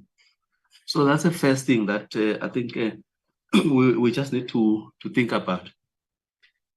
Then the second part, the second thing is that maybe there could be some unintended consequence in that procuring institutions may manipulate, I'm not saying they will, may manipulate that kind of provision by constantly setting out that for this particular tender bid or project, we want level 1 or level 2 or level 3, or whatever the level is. And meaning that all these other levels are then excluded from participation in the process. And that's just the two things that we also need to apply ourselves and see if at all the proposal could be accommodated here. How is it going to work in practice and so on, given the scenarios that I've just painted now, Chair, without necessarily, of course, objecting to what has been said. Thank you, Chair. Thanks, Mr. Mateo. I see a hand of Leander Peterson. Is it from are you from Treasury? Good morning, Chair. Yes, I am. I'm part of the Treasury team. Okay, over to you. Thank you very much, Chair. Good morning, honourable members. So I think just to quickly maybe just clarify one or two things. So with regard to the automatic exclusion provision, so the aim is, it's sort of in response to the queries that people have been saying that officials in institutions have a way of influencing that process, or they are involved in submitting bids even though they are working for an institution. And so what this does is, and although they don't do it directly at times, they use maybe their position elsewhere or their position in the institution, and part of the fact that they're part of a bidding entity, they have a controlling interest, or they are related and so on. So this provision is trying to say, let's do away with that kind of situation, but also recognizing as well that it's a balancing act, in the sense that we cannot also just automatically exclude certain people by virtue of the fact that they might be related to someone in some institution where there's no link in terms of that. But the fact that there was a proposal to remove subsection 3 is not saying that it's not saying that they will automatically then be bidding, but what it says is they will not automatically be excluded, but when they have submitted a bid, they will still be subjected to the declaration processes and the due diligence process. And if there's found to be a conflict, the nature of that conflict is then looked at and assessed, and a determination made based on that. So that's firstly just the one thing. So the aim in terms of this clause is then looking at, when we look at bidders who have been debarred, they've been debarred because of some or other reason, and the moment they have been debarred and that debarment is still in effect, they automatically will not be allowed to submit a bid. So it's in relation, but the emphasis is on the linkages to officials within institutions. But then when we look at Chapter 4, that's where we then talk to issues around where we will look at what kind of empowerment mechanisms can we use to ensure that there are situations where we can then give a boost to those people who have been previously disadvantaged by unfair discrimination. And it might be then in the form of set-asides, pre-qualification. We might look at permutations linking to BEE status level if we believe that that is how that can work, and if it does yield true empowerment fruit. But essentially, that chapter then will be the one where the focus around these permutations can be looked at. But to bring that in here would probably not be the appropriate place for that. And also, when it's brought in the chapter under that deals with preferential procurement, there's then a logical flow and a rationale in terms of why certain people can be pre-qualified or disqualified from going further, or then ring-fenced in terms of procurement. Thank you, Chair. Thanks, Leander. Before we move, I see Honorable Manya. There's a suggestion, Honorable Manya, that what you are proposing be dealt with in chapter 4. Yeah, thank you, Chairperson. That is a very solid submission. I accept that submission, Chairperson. I wanted to it just brought in then another element on that 13.3, Chairperson, that if then, I think that this explanation was very solid, was very good, must say. I'm just wondering then, Chairperson, whether it's wise to remove that 3 instead of amending it to reflect exactly what has just been explained, where we say on 3, on 13.3, we say a person related to a person referred to in paragraph may submit a bid in the subject to declaration and and all of that. So it is clear, because right now there's going to be all kinds of rumors of and the law is supposed to provide certainty. So I'm saying here, Chairperson, we have an opportunity to provide that certainty. Why are we checking it out and leaving it to lawyers to come and interpret and give some kind of an expression here? So I don't know why we're back into this here now. The one that I'm talking to is the highlighted one, the one that we agreed to delete. I'm saying, Chairperson, maybe deleting it is actually creating uncertainty, deleting it. But if you keep it and you amend it to reflect this good explanation that we've been given, actually adds value, Chairperson. So that's what I'm suggesting, Chairperson, without taking the meeting back.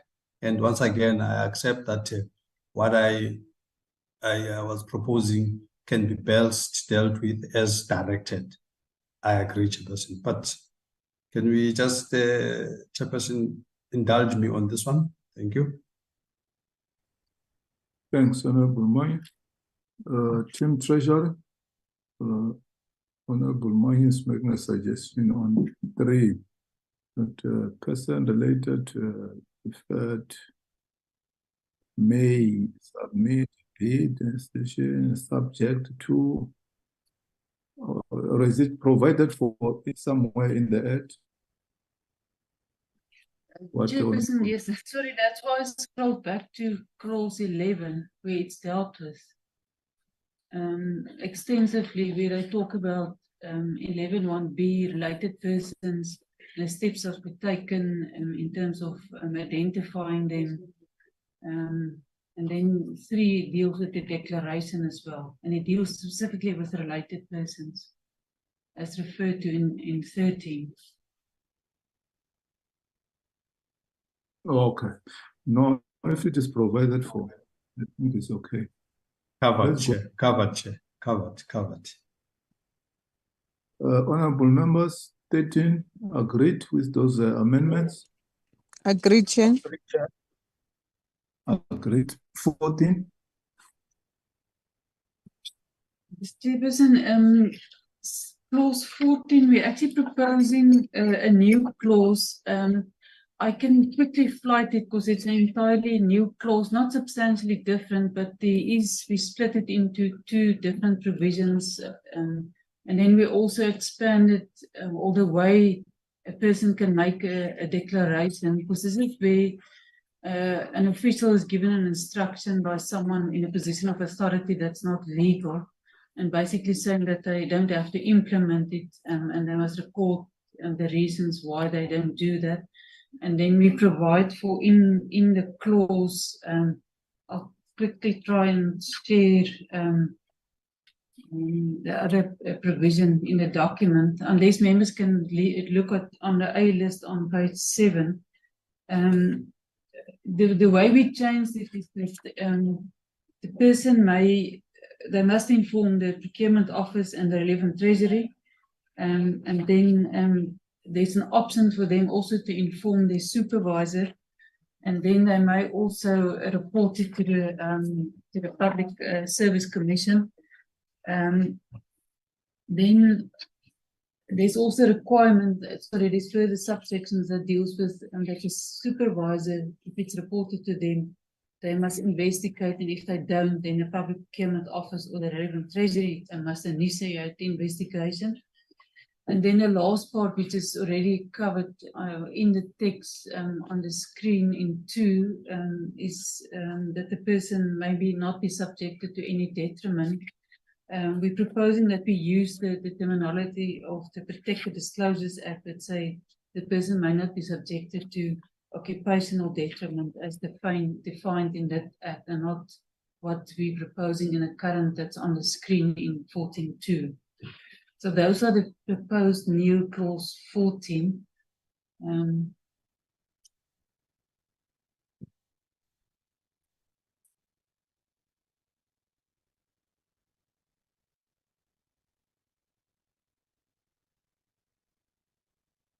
Okay, so you are proposing that we replace what is here currently on 14 with what you have what you are proposing on 4. Yeah, this direction is inconsistent with the act. What is in the A list should what be catered for in the bill? Yes, Chairperson. Okay. Honorable Maya.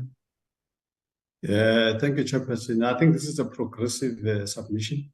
The only thing I wanted to just ask, Chairperson, is that is there no opportunity here to deal with the one giving the unlawful instruction?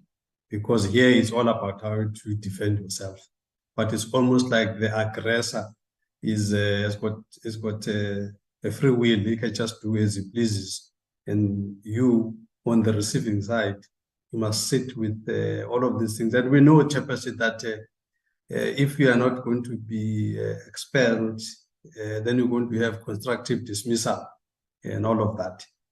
So this road, Chairperson, I speak for, I'm sure, for many officials in government. It's a very, very, very, very rocky road, Chairperson. And I think there is not, if I look at this, Chairperson, I think we should provide the bureaucracy. We should provide the employees of government. And by finding a way here, this is an opportunity to find a way here to deal with the person issuing such an unlawful instruction, Chairperson. I mean, even if we say the affected person must also have a duty to report that person, as it were. But as it is now, it just means that whoever has been trying to issue an unlawful instruction, there's a way in which you can avoid it. And after we've avoided it, then you must then again have the next challenge of how to coexist with this person in this department. And we know, Chairperson, what happens in this space. Then you get all kinds of unnecessary treatment and all of that. So I'm just saying, we have a duty, Chairperson, to make sure that whoever is giving an unlawful instruction, this clause here must find a subsection where that rogue activity by a person in authority is addressed, Chairperson. Thank you. Okay, thanks, Honorable Mani. Treasurer, how do we deal with the culprit? Is there a mechanism for dealing with the culprit? Or because here what we are talking about is the victim, what he or she can do. I think that's what. Sorry, Chair. The clause enables reporting to the PBO and the Provincial Treasury, and also other avenues like reporting to the Public Service Commission.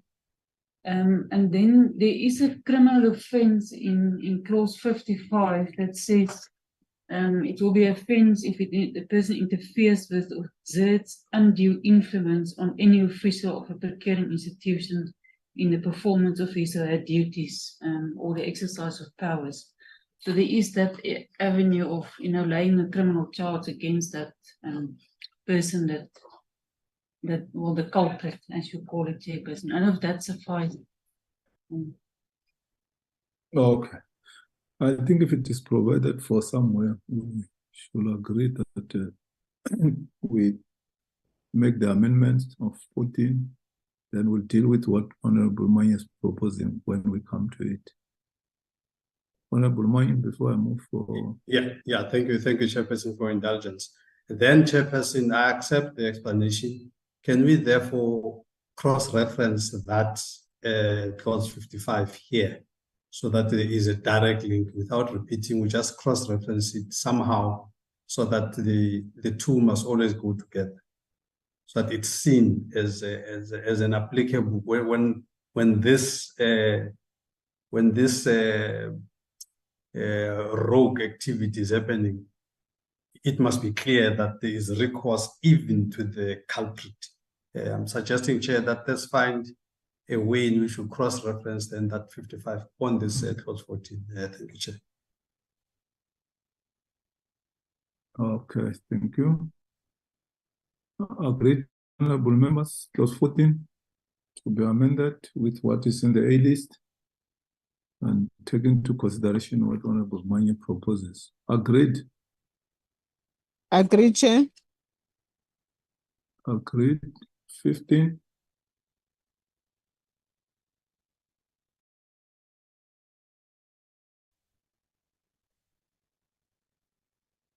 Chairperson, this is a clause in the bill that enables the procurement office to declare certain procurement practices to be prohibited.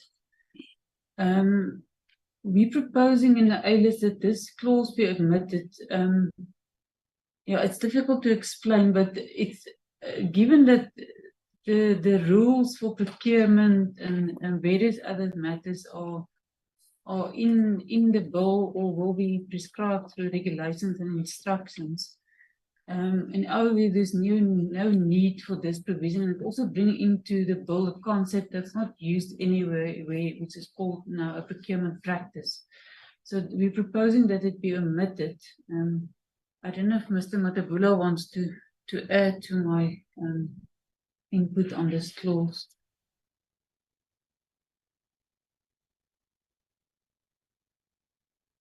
Yeah, thank you, Chair. I think the discussion was around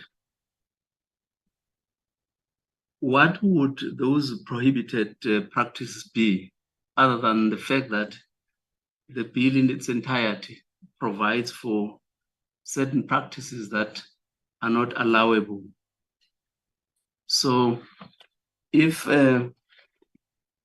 this clause is left as is, it could always lend itself to some interpretation, because the belief is, of course, the entire bill sets rules and practices that people should not do. 1, 2, 3.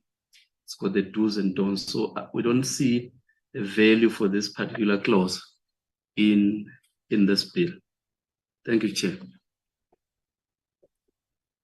Thanks. So you are saying that some of the practices as defined here in 15 can be taken to regulations without them finding expression here. So we remove the whole 15.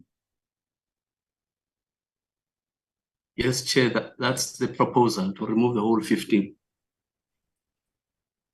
Okay, but practices will be defined somewhere, because it can't be that we don't have practices. So you are saying it should not be here. There are many practices defined in the bill, but furthermore, the regulations will define practices and deal with them substantially. Is that the understanding? Yes, Chair. I think clause 58 of the bill, provides for the details on what you, as the Chair is just articulated now. So I think that's correct, Chair. Okay. Agreed, honorable members? Agreed, Chair.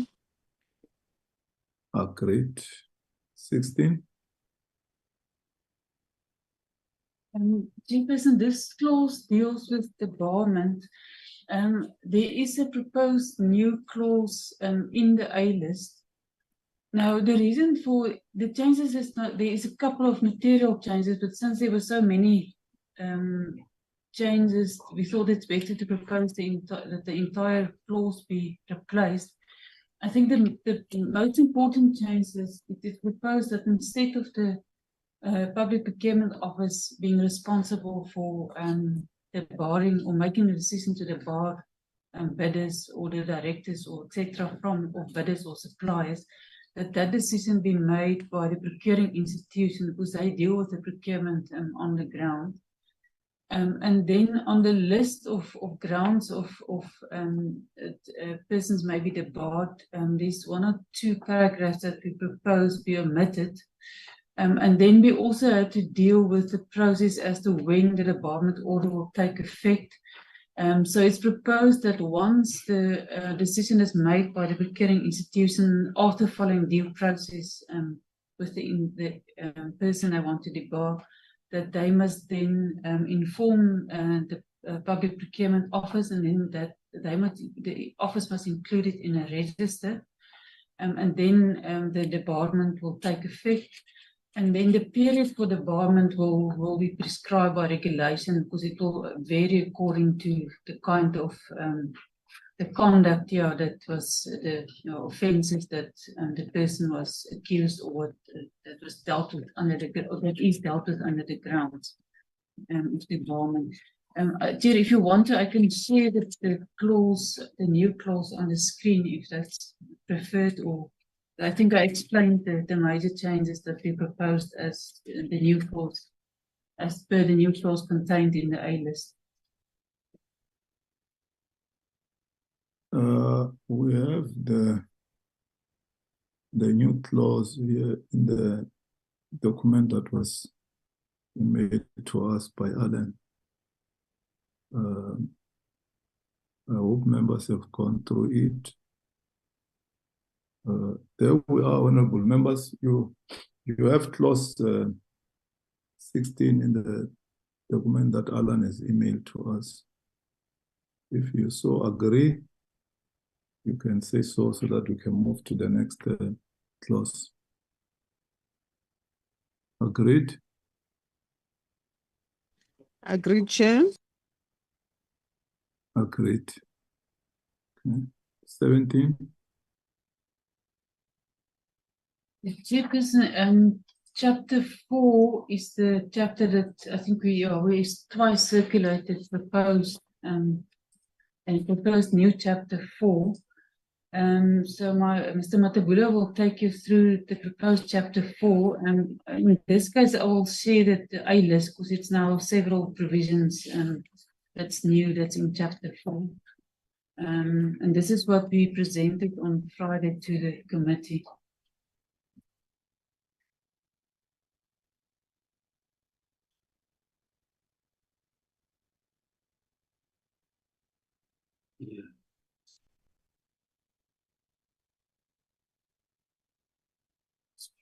Yeah. Thank you, Chair. Yeah. Thank you, Chair. Clause 17 is, of course, a complete new chapter 4, which we discussed last week in detail during the committee session. Of course, providing for the preferential procurement and procurement policies under clause 17. Also, the set aside,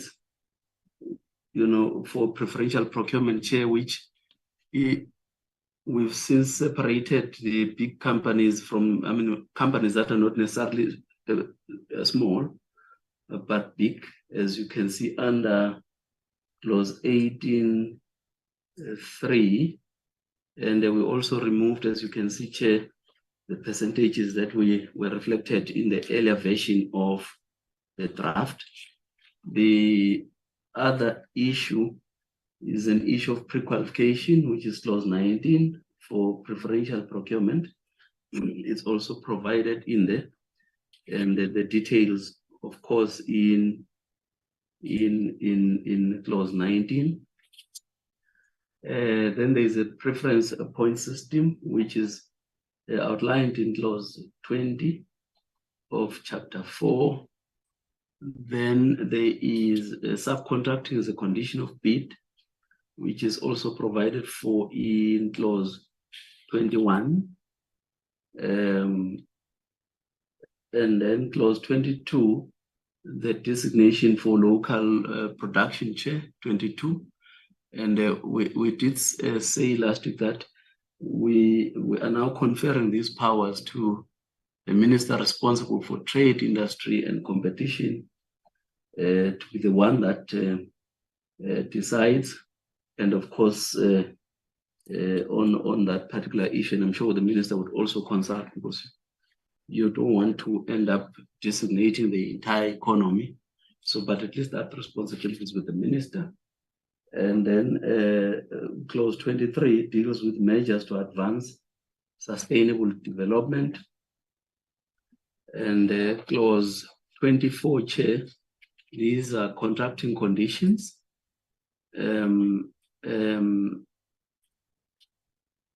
Where the procuring institutions may provide for measures for preference as a condition of contract that the supplier must achieve. And then clause 25 is measures for beneficiation, innovation, advancing creation of jobs, intensification of labor absorption, and development of small enterprises within particular geographical areas. So this is what chapter 4, the new chapter 4 contains, Chair. So without going into the details of the clause by clause, so this is a completely new chapter, Chair.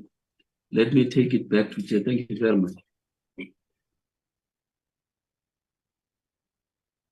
Thank you, Mr. Mateula. Let's go back to clause, is it 17 under chapter 4?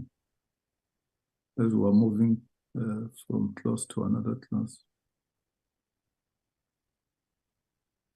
Yeah, Chairperson, you're noting my hand. Yeah, okay. There we are. Clause 17, Honorable Mine.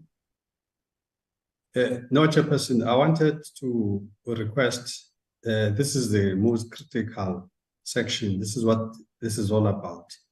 That we should not do what we've just done now, an executive summary of what is happening. I think the same approach that the advocate was taking us through, we must use the same approach here. Instead of the chair coming now and saying it was 17, do you agree? Yes, we agree. What do we agree to?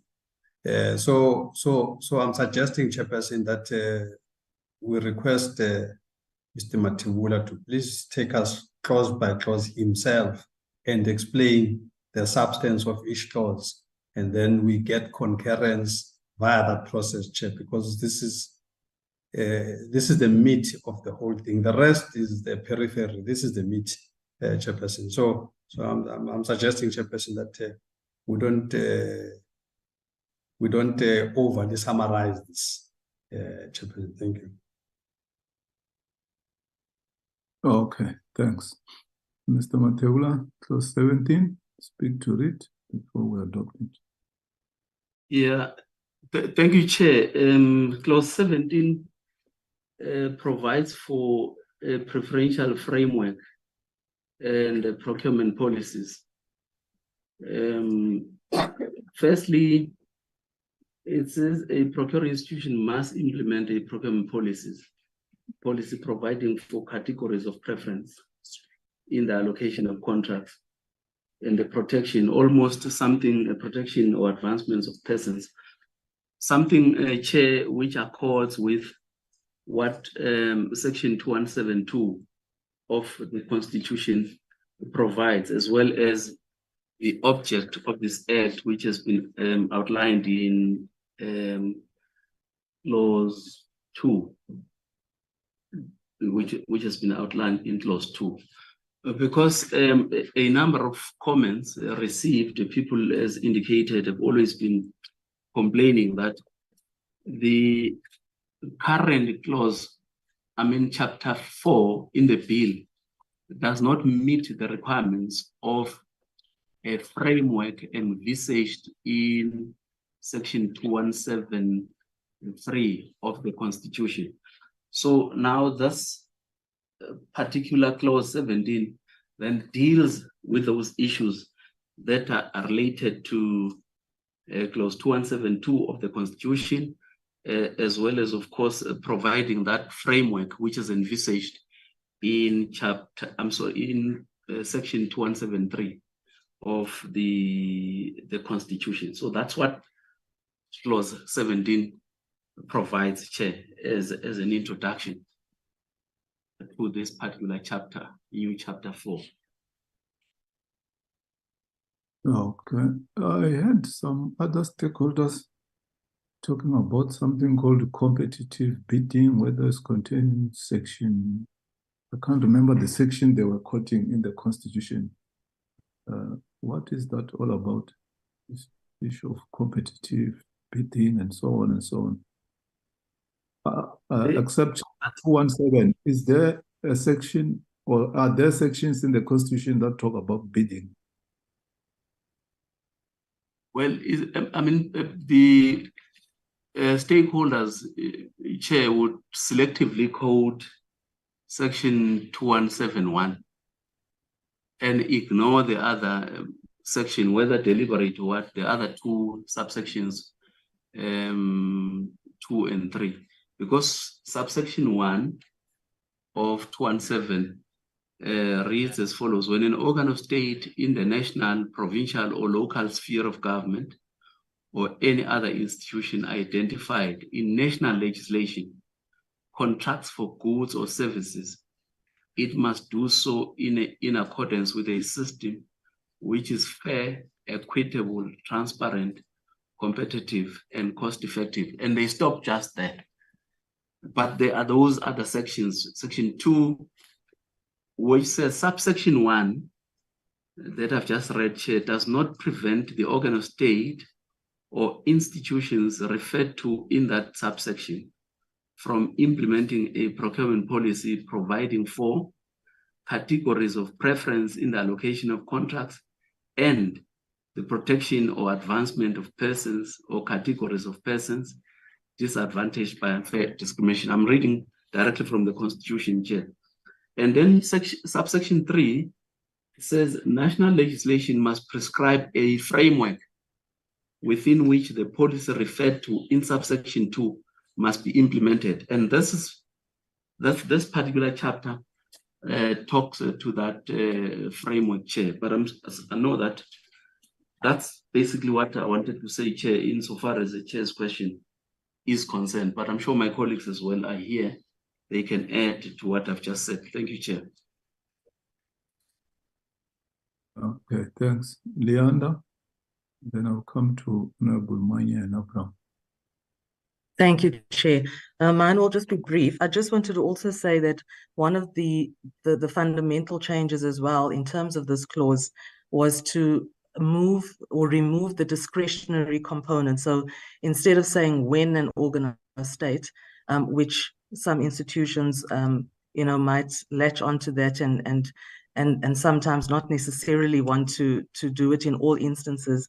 So that has been removed to say a procuring institution must implement a procurement policy. So that was the one fundamental change to this clause, but also to show that it's not about determining. So unlike the triple PFA, where it gave institutions, the organ of state, the ability to determine, in this one, it's saying they must implement the policy, and it's in accordance with the framework that is being set out. So hence the framework is a lot more clearer and more defined than it was previously. So whilst it still provides for the menu of options, but it does it in a way that tries to ensure that empowerment is not compromised.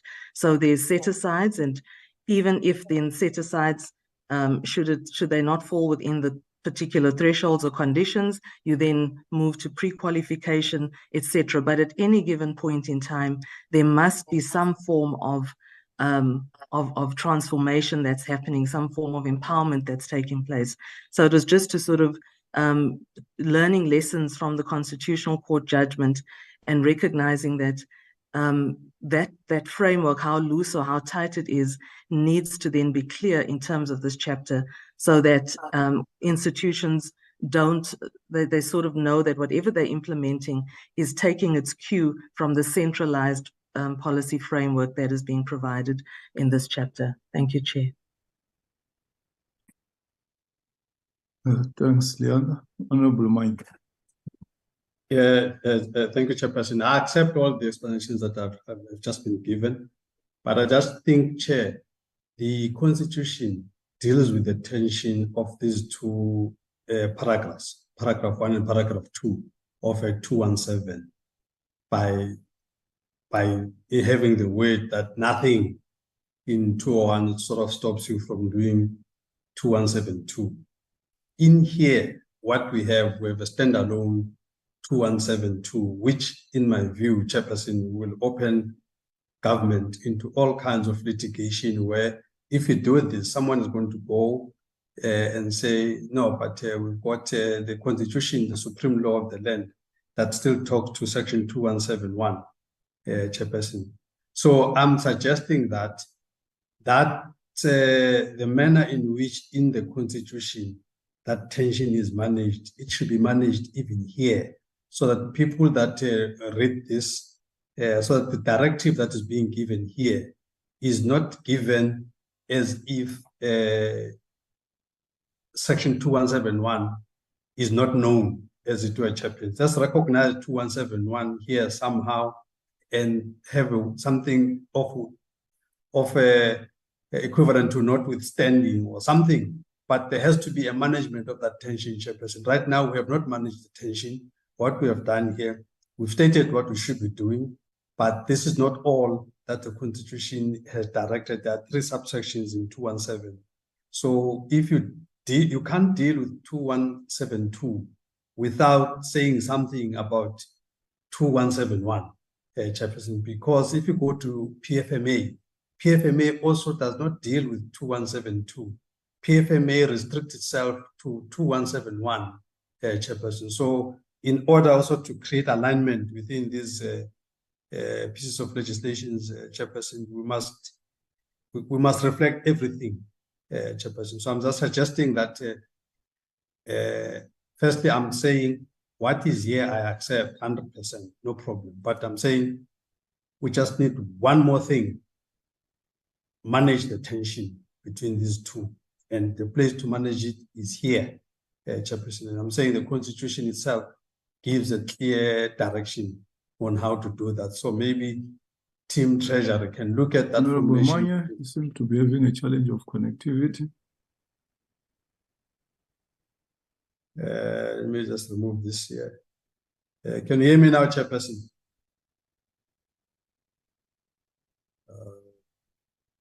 Hello? What happened there? Okay, I think it could probably be the chairperson with a connectivity problem, because so far we can hear everything that Honorable Manya is saying. Chair, are you there?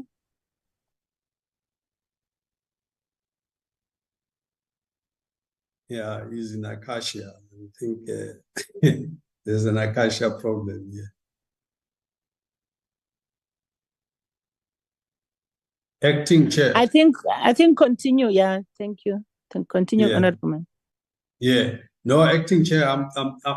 I've made the submission, and maybe National Treasurer should say something. Because I'm just in summary just saying I accept what is here, but we have to have some management of this tension. And I'm saying the Constitution is giving direction on how to do this. And I think let's learn from the Constitution and have it here, so that you don't have somebody who's going to go to court and say Section 17 is not in line with Section 2171.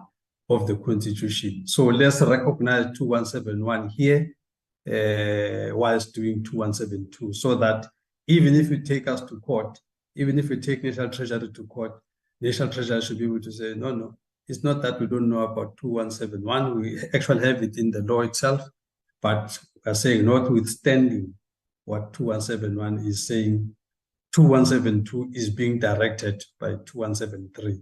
Some formulation of sorts, Chairperson. Thank you. Thank you, Chair. Thank you, Honorable Mani. Treasury, before you come in just to respond or check how you can deal with the issues that Honorable Mani has raised, I just wanted to clear my mind on whether in clause 17B you are ensuring there that the procurement policies have set aside provisions. Otherwise, if not, I would recommend the inclusion of categorization of set aside targets in line with what we have in section 18, subsection 3. But if that provision in clause 17 covers me, then I'm okay with that. Can you confirm in line with responding to comments by Honorable Mani?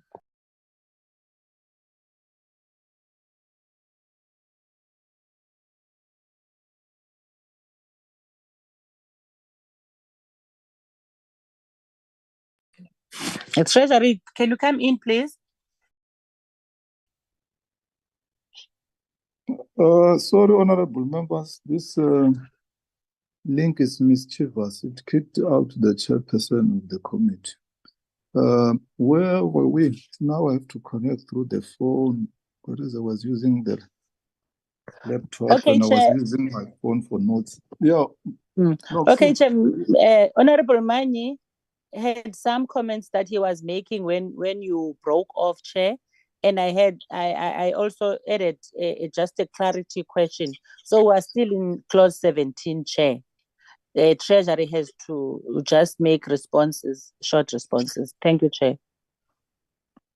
Yeah. How do I operate this? No. Okay. Okay. Over to you. Thanks very much, Noxie, for holding the fort. Over to you, Treasurer. Treasurer, before you respond, so that let me refer to something here that I have noted. There was a case, the Minister of Finance versus the Agribusiness 2022 ZACC4 about Agribusiness seeking an order to review and set aside the procurement regulations in terms of Paja on the basis that the minister has acted beyond the scope of his powers. And then the court made a judgment in that regard. So while responding to the questions asked by Honorable Mani and Honorable Abraham, can you also talk to this case? What is it that the court instructed the minister to do? And what is it that has been struck out by that time, because there was no enabling legislation that we are dealing with here? Over to you, Treasurer. Yeah. Thank you, Chair. I'm just going to respond to one of the questions, especially the issue raised by Honorable Mani on the management of the tension.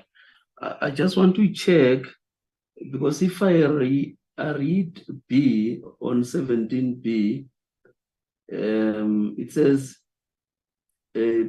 must implement a procuring institution must implement a procurement policy providing for, and then it mentions those A and B, but it goes further.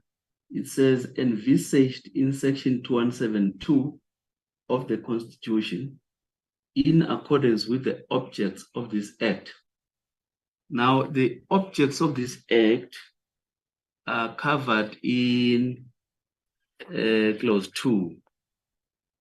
So I just wanted to check whether is this not perhaps the management that Honorable Manyi, refers to?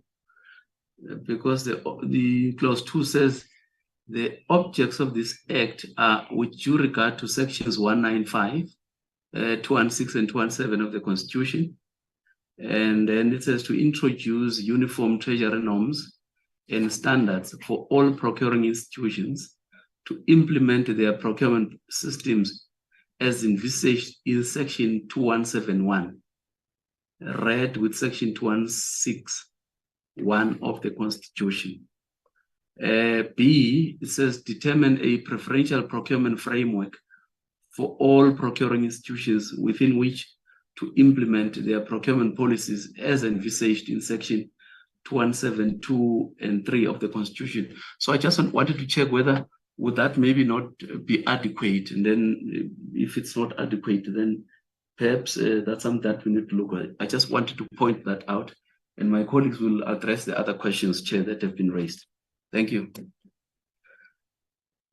Chairperson, then on the question raised by Honorable Abrams, clause 17 A and B is verbatim what's in the Constitution in 2172. And in our view, preferences or set-asides are allowed by these provisions. Therefore, what we propose in Chapter 4 would be aligned to those provisions that's in the Constitution and that we repeated in clause 17. And then, Chairperson, with your permission, I just want to ask Ms. Peterson if she can speak about the agribusiness case and to explain what it meant and how this is different from what we had in the triple PFA.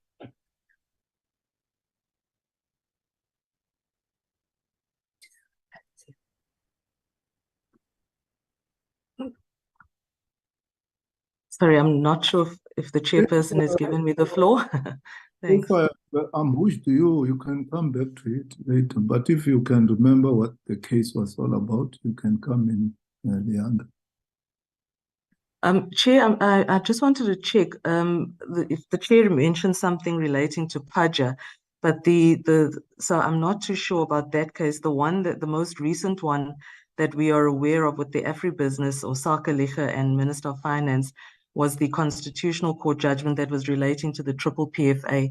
So I was just double checking if it might have been a court case relating to one of the other procuring institutions, but Minister of Finance and Sakeliga at the Constitutional Court was relating to the triple PFA. So perhaps if the chair had more information, unless that is the case that the chair is referring to. Thanks, Chair. Yeah, it was the Minister of Finance versus Agribusiness 2022 case ZACC4. And the Constitutional Court found that since each organ of state is empowered to determine its own preferential procurement policy in terms of 2(1) of PP, FA, it cannot also lie with the minister to make regulations that cover the same field, all that long judgment. I was saying, speak to it as to what is this judgment saying in actual sense. No problem, Chair. Thank you. So yes, so that's the judgment where that spoke to the triple PFA, where it said that each organ of state must determine its own policy. So because of the way the triple PFA was phrased, by giving the power to each organ of state, the court then said that even though it appreciates what the minister was doing, it said that happily, both even the minority judgment and the majority judgment understood that Regulation 4, which dealt with pre-qualification, and Regulation 9, which dealt with subcontracting as a condition of tender, was seeking to achieve what the Constitution in Section 2172 envisaged should be achieved. But all they were saying was that, unfortunately, because of the wording of the triple PFA, it wasn't the minister's place to go into the domain of an organ of state and determine policy. They were saying what the minister did in the regulations was in effect determining policy, yet the primary legislation was saying that it's the organ of state's responsibility. And then it went on to say that the issue of, because Section 5 of the PPPFA said that the minister can make regulations on what is necessary and expedient, the minority judgment said that necessary and expedient has quite a wide ambit, but the majority judgment said that actually, because of the fact that the Section 2(1) of the PPPFA says the organ of state must determine the policy and implement it in accordance with the framework, and that framework essentially only really provided the minister the opportunity to make regulations on the thresholds and the formula to be applied for preference points. And they said that it wasn't really then necessary and expedient, does not have a wide ambit as the minister might have thought. It's actually a narrow ambit only on what is necessary and expedient. And so that's why we were saying in terms of this chapter, we wanted to make sure that we don't repeat some of those unintended consequences by stating that each organ of state must determine their policy. We wanted to avoid that in this chapter and make it very clear that this chapter is that central policy, and the organ of state or the procuring institution must simply implement in terms of that. But what was nice, or at least what was comforting in terms of that judgment, Chair, is that it did not, so the issues of pre-qualification and subcontracting weren't pronounced on or were unassailed, because in fact those were the impugned provisions, and those were the provisions that the majority judgment together with the minority judgment said that they actually are seeking to achieve what is envisaged in 2172.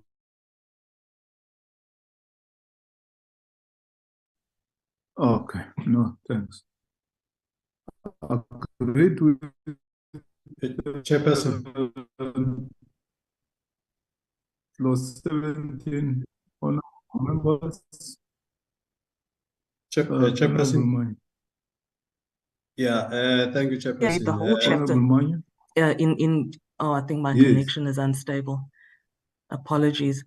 So section 18 must be read together with 17 and the rest of the chapters. So that all sets out the framework. Apologies, Chair. I think my connection was a bit unstable. Sorry. Thanks.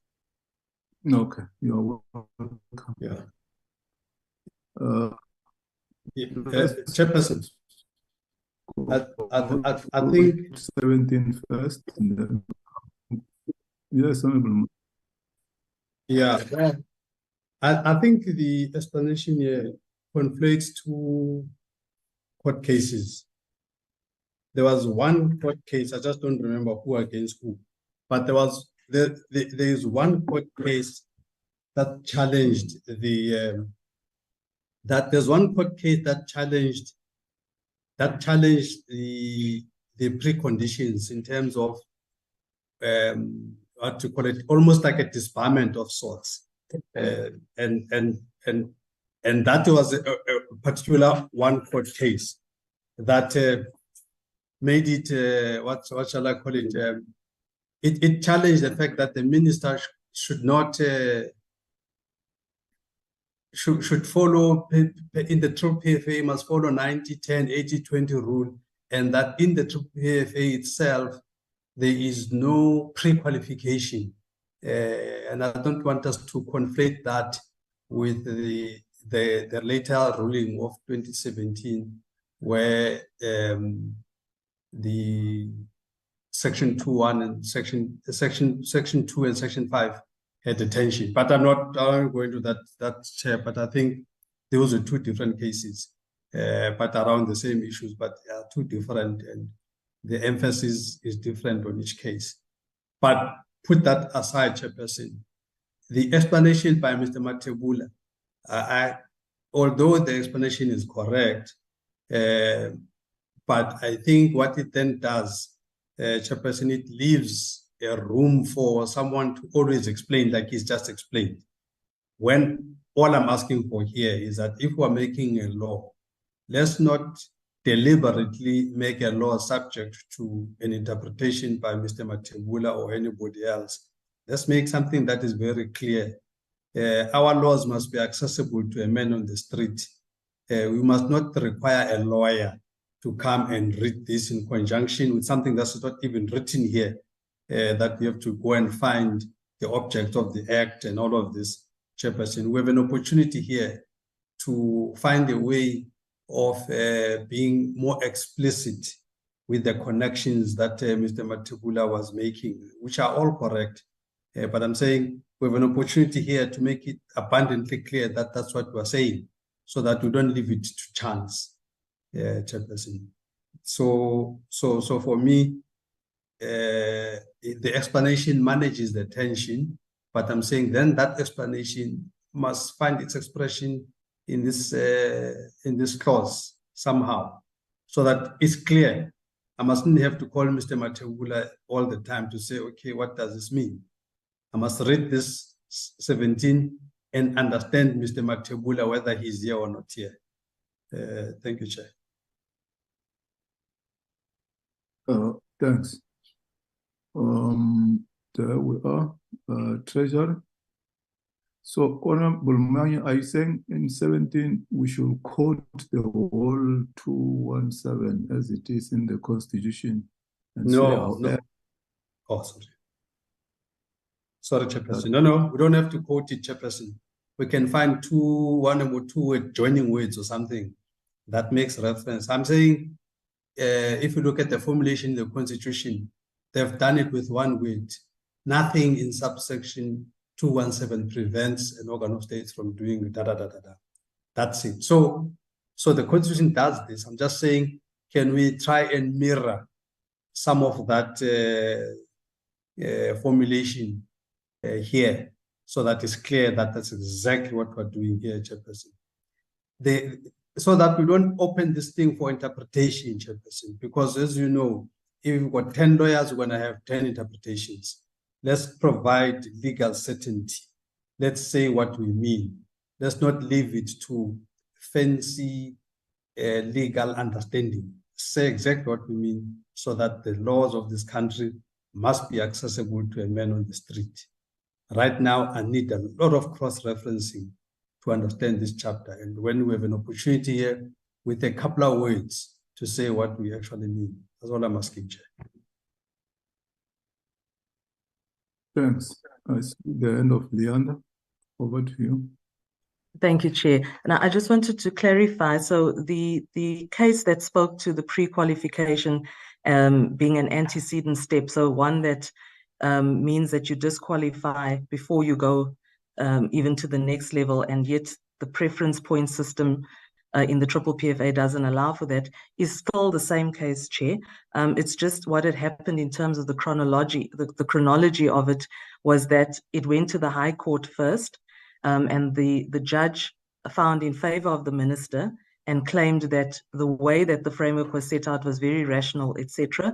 But Agribusiness at that time, now Sakeliga, challenged that at the Supreme Court of Appeal. And it's the Supreme Court of Appeal judgment that said that in terms of the way the triple PFA is worded, then you cannot have a disqualification criterion in relation to preferential procurement outside of what is, contained in the point system. But then it's at the Concourt where the minister then appealed, and where the finding was very different to that of the Supreme Court of Appeal. Thank you, Chair.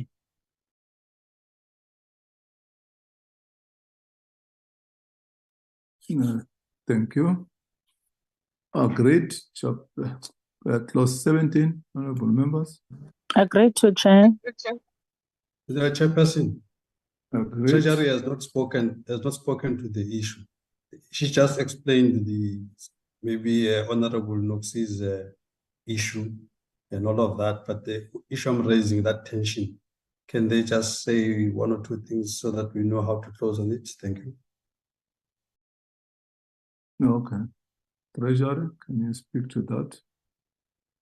The tension. Chairperson, is talking about. Can we consider that and come back to the committee together with a few other things that we need to include?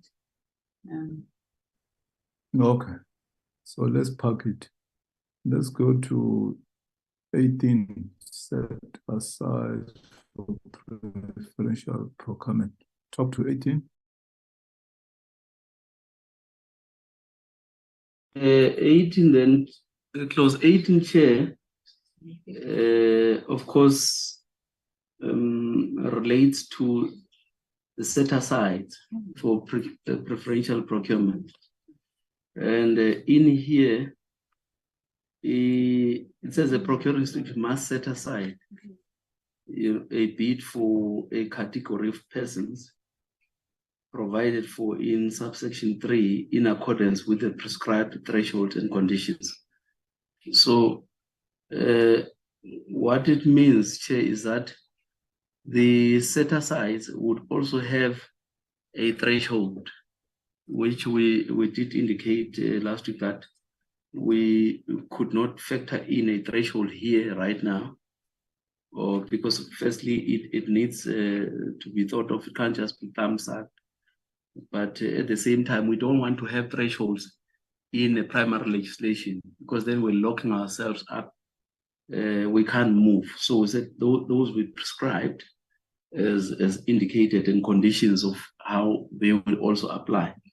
Now, say if a bid is set aside for a particular category of persons, the preference points referred to in section 20, I'm talking in clause 20, clause 20 deals with the preference point system, which will come to Chair. And then we say, then clause 21A may not be applied if you're using the set aside. Now, the persons referred to in subsection 1, to whom set asides may be, applied is Black people, A, Black women, B, C, women in general, D, Black people with disabilities, E, people with disabilities, and F, small enterprises, of course, owned by Black people, Black women, etc. in that particular order, Chair, and also to small enterprises within a particular geographical area, and also small enterprises in general, and cooperatives, which consists of members who are Black people, or cooperatives just in general. That's what the subsection 3 provides. And subsection 4 of subclause 4 years of clause 18 says persons referred to in subsection 3 A to F must be owned by the relevant category in accordance with the prescribed percentages. And then the persons referred to in subsection 3A to H must be owned by citizens of the Republic in accordance with the prescribed percentages. And then C says persons referred to in subsection 3 Roman figure I and J must have members of the relevant categories and citizens of the Republic in accordance with the prescribed percentages. And goes on to say in subsection 5, a bid set aside in terms of subsection 1 must be evaluated as follows. Then it puts down the evaluation. It must be assessed against the terms and conditions as stated in the bid document. And it's if functionality is part of the bid, evaluation must be done in terms of functionality and the minimum qualifying score. And then a bid must be disqualified if it fails to meet the minimum thresholds for functionality as per the bid invitation. And D, only qualifying bids may be evaluated further in terms of price. Now, this just explains up to 6, the points arrived at for price must be calculated using the prescribed formula. So in other words, the formula chair would also be prescribed. It's not going to be here in chapter 4 itself, for reasons that we've indicated that at some point in time, once you put all formulas in law, primary law, then it becomes a problem to amend, because we know that law primary has to go to Parliament for any amendment. Then the contract must be awarded to the bid that scored the highest points for price as envisaged in subsection 6. And then subsection 8, if the goods or services required cannot be procured in terms of this section, the procuring institution must procure in accordance with section 19 and record the reasons and report to the PPO and the relevant treasury. So basically meaning that if a procuring institution indicates that it can't set aside certain bids or tenders for the categories that are mentioned here, and they must then procure in terms of clause 19 that deals with pre-qualifications. However, they must also give the reasons why it couldn't be done in a report to the PPO and the relevant treasury, of course, in a form to be determined by the public, why it can't be possible to set aside. And then this section applies with the necessary changes and is prescribed to a bid for income generating contract. So that's what clause 18 provides, Chair. I'm sure my colleagues can also add, augment to what I've just said here for the sake of clarity, Chair. Thank you very much. Thanks, Mr. Mateo. Was there no judgment at some stage which referred to Chinese also as a black? Let me also take Honorable Abraham. I see she's raising her hand. Honorable Abraham. Yes, Chair, thank you. Thank you so much. Chair, just to appreciate the presentation of clause 18 of chapter 4. Is it possible to insert, or maybe Treasury can tell us if this is covered, where in section 18, subsection 1, or is it 3, where it says, in accordance with the prescribed thresholds and conditions. I thought maybe there we could add, in line with the set-aside targets of the procuring institution, so that we don't just leave it to chance, as you conclude there by saying to ensure that all procuring institutions set the set-aside targets, right? And secondly, Chair, on the same clause, we are saying that in addition, where it says in addition, a provision should be included, we're saying to empower the minister to develop regulations for set-aside targets for procuring institutions. Because, Chair, our belief is that we are not supposed to lock ourselves here in the legislation per se, but we should give the minister, through the regulations, for him to develop a set-aside targets for procuring institutions.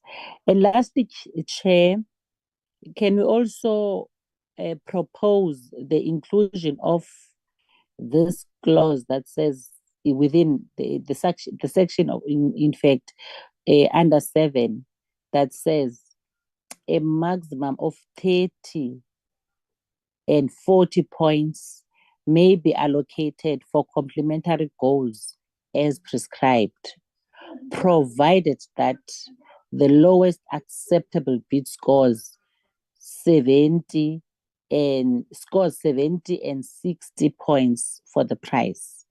That's what we are suggesting under 7, Chair, that a maximum of 30 and 40 points be allocated for complementary goals as prescribed, provided 70 and 60 points for the price are scored. Thank you, Chair. Okay, thanks, Noxie. Over to you, Treasurer. Before Treasurer, Honorable Mine. Yeah, thank you, Chairperson.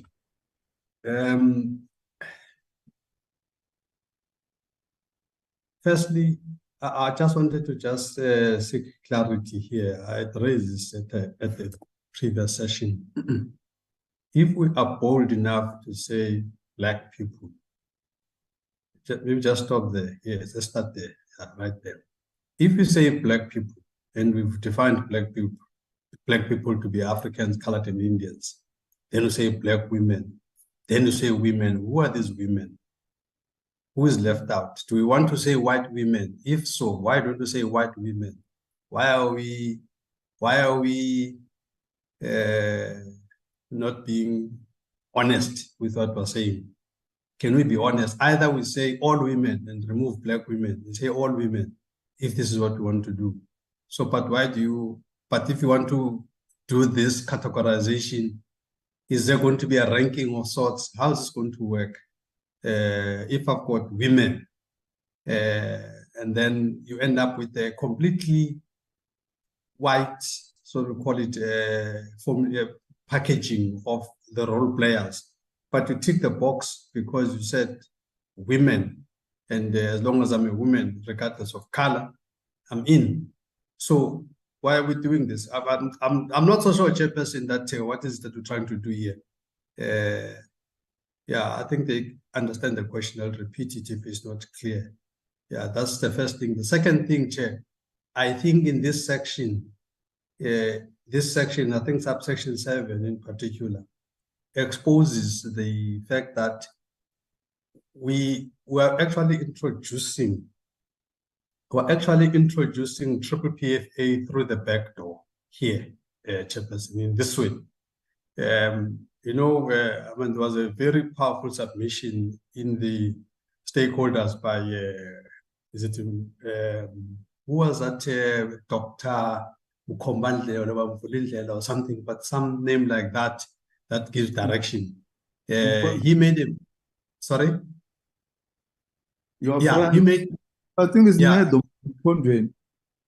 Yeah, he made a, there's a doctor there, that made a very powerful submission, which I agreed to, that talks to the issue of removing price from the definition of value for money, Chairperson. Because if you look here, the whole thing line by line, it brings us back to triple PFA actually.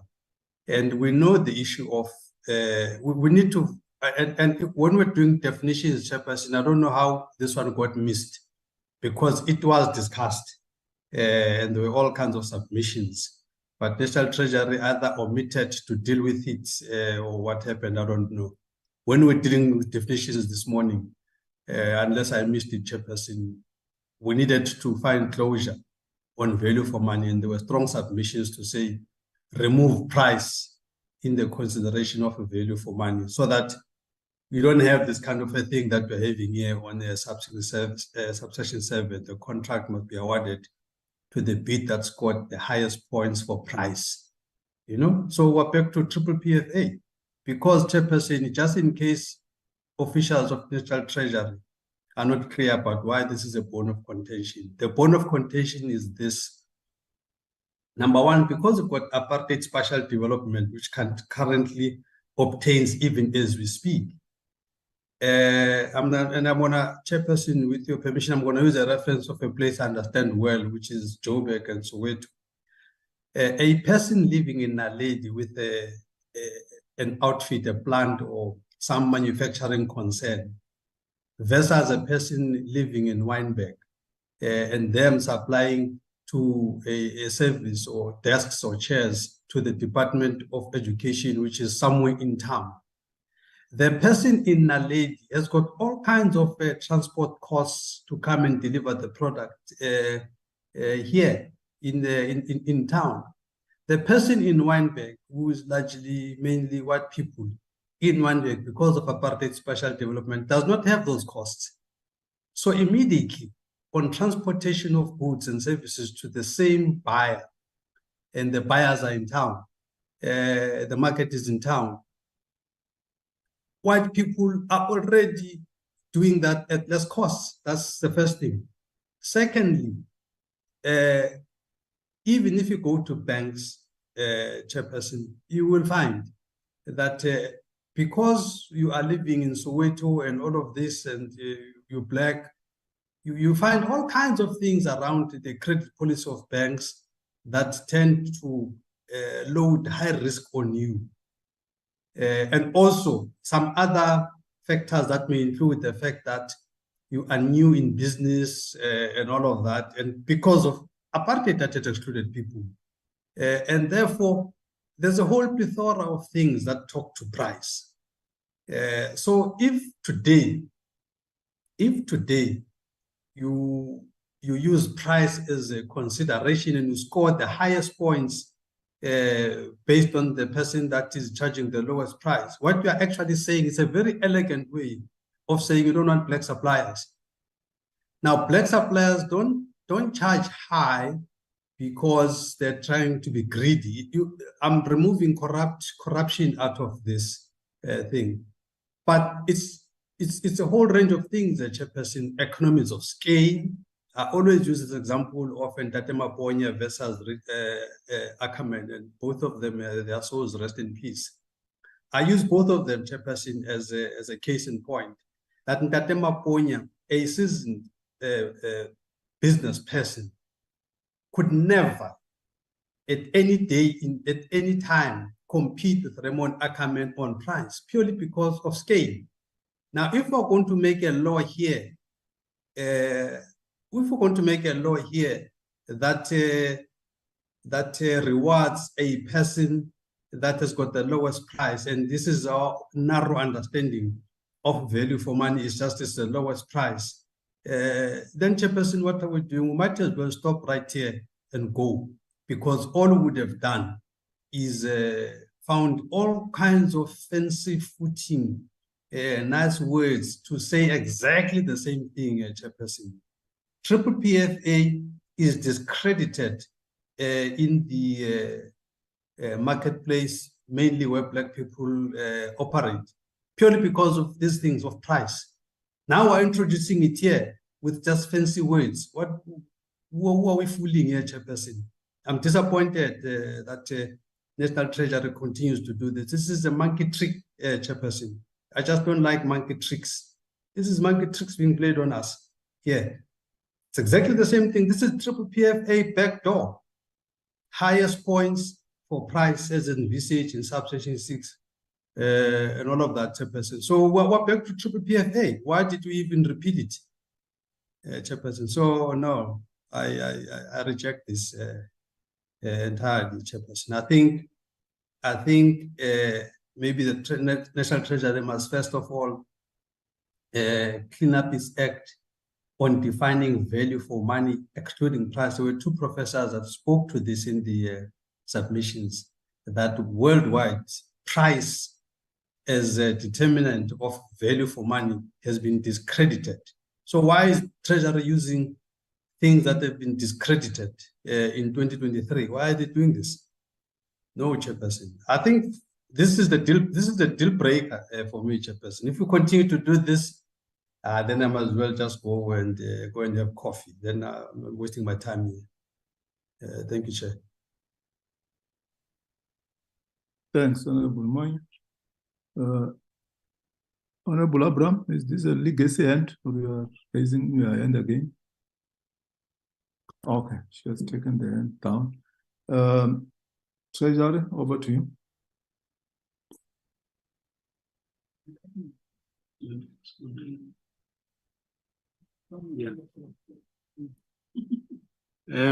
Thank you, Chair. I think we've taken note of the comments by honorable members, Honorable Abrahams around the proposals to improve on 18.1. I just wanted to check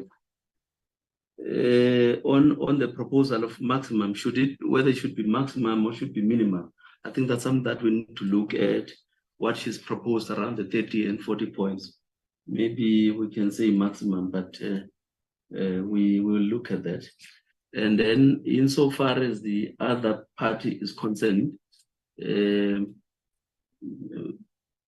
what Honorable Manye has raised is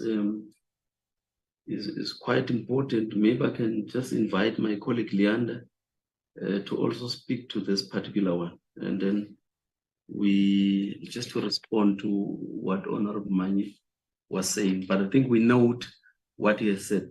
Thank you very much, Chair.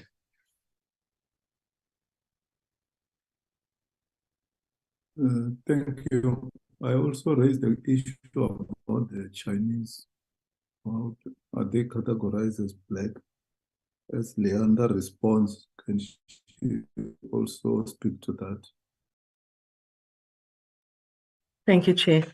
So yeah, let me start maybe just also to talk to the issue that Honorable Manye mentioned. So initially, when this clause was being looked at based on the comments that the the submissions that were presented, one of the things that we were looking at was initially to say small enterprises that are owned by, and then to have the different categories. But then looking at the other comments, it came out quite strongly that there should be categories not only looking at small enterprises, but looking at Black people, for example, in general, or Black people with disabilities, Black women, women in general, which includes all women, not just a Black woman or white woman, and so on. And so initially, when we looked at small enterprises, it was then comparing, and the way that the clause was formulated was to say that an institution, depending then on the market or the sector, the industry that they're playing in, would be able to set aside for small enterprises owned by Black people with disabilities. So in that instance, it would then have been a situation where we were comparing like with like, so that then because they're both, all the people in that category were then disadvantaged in the same way, or were falling within the same designation, as it were. And so in that instance, that is why the only thing then that was left was to then say, okay, now that we're comparing people within the same, with the same kinds of disadvantages or imbalances or challenges, we can then use price, because we're still using the rand that needs to, that 1 rand of government still needs to then ensure that it gets some kind of value in terms of that. So that was then the thinking. But now that it had opened up, we did realize that we actually need to then re-look at that. And in fact, we had a discussion late last night, but unfortunately, due to time constraints, we couldn't come up with a proposal, but we did intend to raise it at the meeting to say that 18.7 will be re-looked at, or we will consider how do we then make sure that we have an enabling provision that talks to more than just price. It might look at whether we're looking at maybe issues such as the BE status level, or whether we're looking at some other form of empowerment mechanism to make sure that there's a distinction and an extra boost to those different people within that same category. So whether it's Black women that have big businesses or that have small businesses, or women that are Black and that are white. So we know that there's a differentiation between people in that category. So we do recognize that we do need to change that, or re-look at that in terms of how do we cater for that, so that it's not simply based on price. So I just wanted to bring that context. Thank you. And then in terms of I see Honorable Manye has indicated that he has a response on the Chinese question, but at the moment anyway, just maybe before he comes in, just to preface that, is to say that in terms of the definition in the Broad-Based Black Economic Empowerment Act, we wanted to then use what is there and to rather confine ourselves to that so that we don't open it up to speculation or say now that we must also bring in other groups that have not been catered for in legislation, that has been subjected to public comments and that is now applying by means of a law of general application. Thank you, Chair.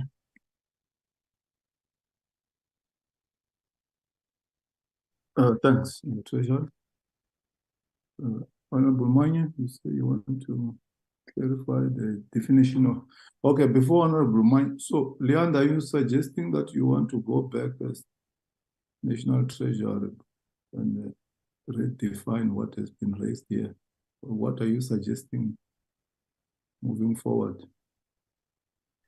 Yes, Chair, I think we were saying that we've heard the submissions and the issue around 18.7 is something that we were looking at as well. So we are wanting to propose some kind of mechanism or enabling provision that allows that at least when the minister is prescribing the thresholds and the conditions, that we then also look at how do we bring that issue in so that it's not just based on price. How do we provide for that differentiation and that empowerment sort of boost even within the context of set-asides? Thank you, Chair. Thank you, honorable members. It's now 6 minutes past 12. Are there members who are going to take buses from 12:30 to Parliament? So that I don't disadvantage you, because on the road you find there's a problem of network and you keep on missing out the deliberations here. Do we adjourn here? Do we adjourn 12:30? Because we are proceeding with this clause by clause deliberations even tomorrow. And tomorrow we'll adopt the whole bill and I think another report. What do you suggest, honorable members?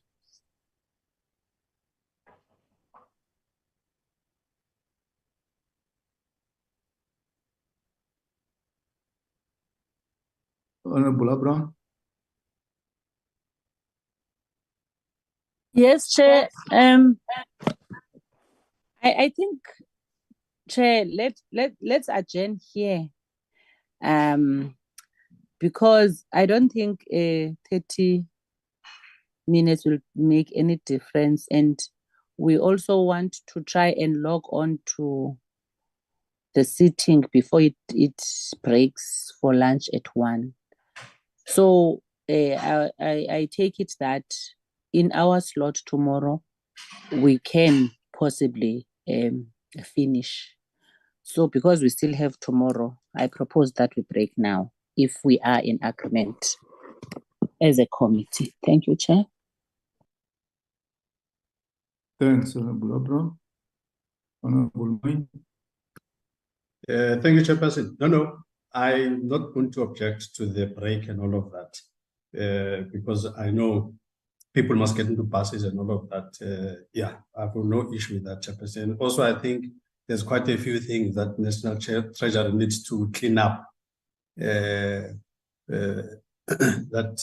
they have to work on, Chairperson. So I think they must be given time to do this. So I have no problem with this.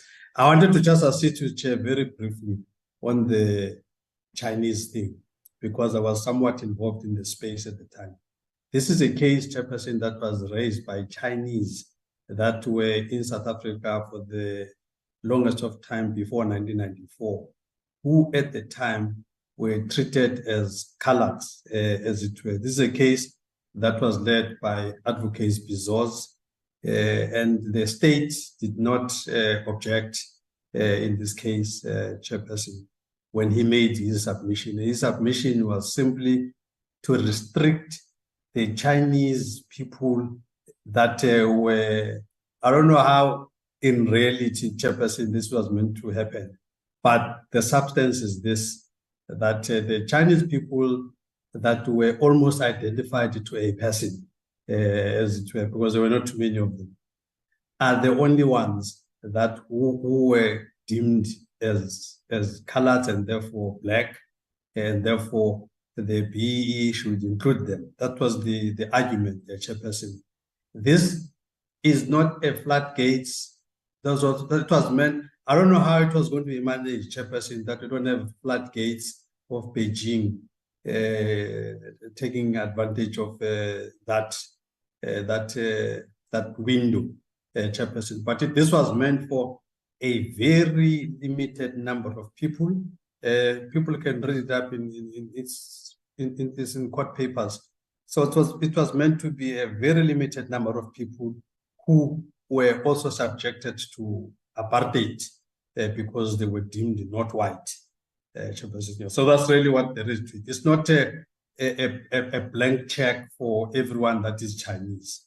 That is the position, Chair. Thank you. Thanks, Honorable Moyo, for that. I see a hand here, Mendo. How do we pronounce the name so that we don't offend you? Mendo. Thank you, Honorable Chair. Okay. I wanted just to come in on the issue of the value for money. I think I take note of the comments of the Honorable Member, whilst I would wish to sort of say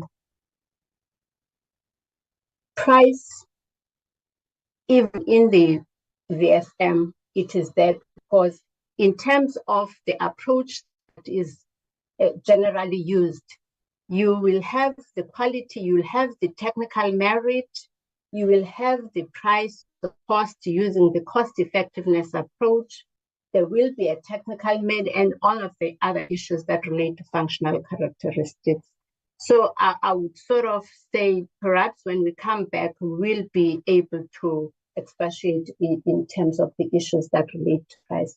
And secondly, and generally across other jurisdictions, you'd find that the MIT program or process, which is talking to issues that relate to most economically advantageous tender method, you're bound to be using price. But the difference is the fact that you're not only going to use price as a determinant of who is going to get a tender, you'll use quite a wide variety. So we take note of the comments that we have heard, but we'll be able perhaps to just get a slide or two on that issue. Thank you, Chair.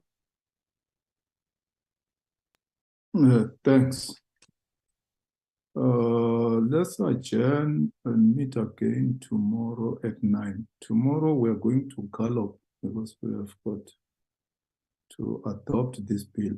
Remember, the bill is being debated next week. Which date is that, Alan? Is it Tuesday? It's next, sorry, Chair, it's next Thursday. The 5th. The 5th, is it not Tuesday, Alan? Isn't it? The 1st is Friday. Just check the program. Chair, if you just allow me just to go back to the parliamentary program.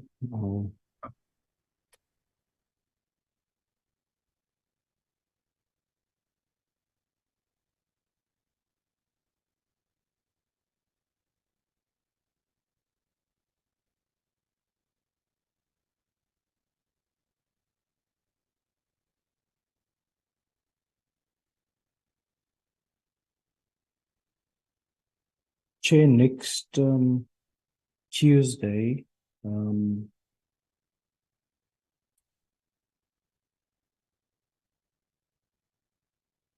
yes, that's right. So it is Tuesday the 5th. Plenary from 2 o'clock. It's a continuation from the morning session. So it's consideration of the report of PC, should be Standing Committee on Finance on the Procurement Bill. So it's next week, Tuesday, Chairperson. Okay, and the report, it has to be ATC to when? So the report should be adopted and obviously tabled before or sent for ATC before the debate next week. So by the end of this week, at least, the report and the bill should be finalized. Dr. Tope, I saw your message here talking about the pressure of finishing the report. We have to live here with the same understanding as to tomorrow. Are we adopting the bill and the report, or you won't be ready with the report tomorrow and we will adopt the report on Thursday? What are you suggesting? Looking at the time frames of in terms of submitting the report for ATC, because Tuesday it must be debated. Yes, Chairperson. Because there are things that National Treasury is still going to work on, it will be impossible to finish the report before we see all those changes and definitions that they're going to make. We normally are able to produce the report during the day of deliberation when things have been settled beforehand, as we did in these other bills.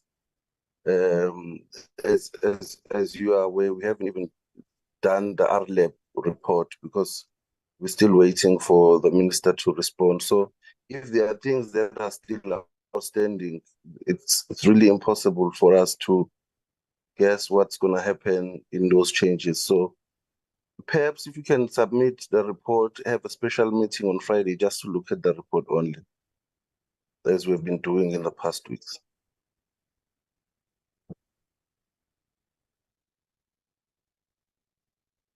Will we still be in time for ATC if we go up to Friday? Yes, I think so, Chairperson. We'll still be up to ATC because the debate is only on Tuesday. Okay, just look at that in terms of parliamentary schedule, and then tomorrow we'll take a final decision. So let's adjourn, honorable members, until we meet again tomorrow. Same space, same time, 9 o'clock. Thank you. Don't leave the chair. Thank you, Chair. Mabongwe. Thank you, Chair. Recording stopped.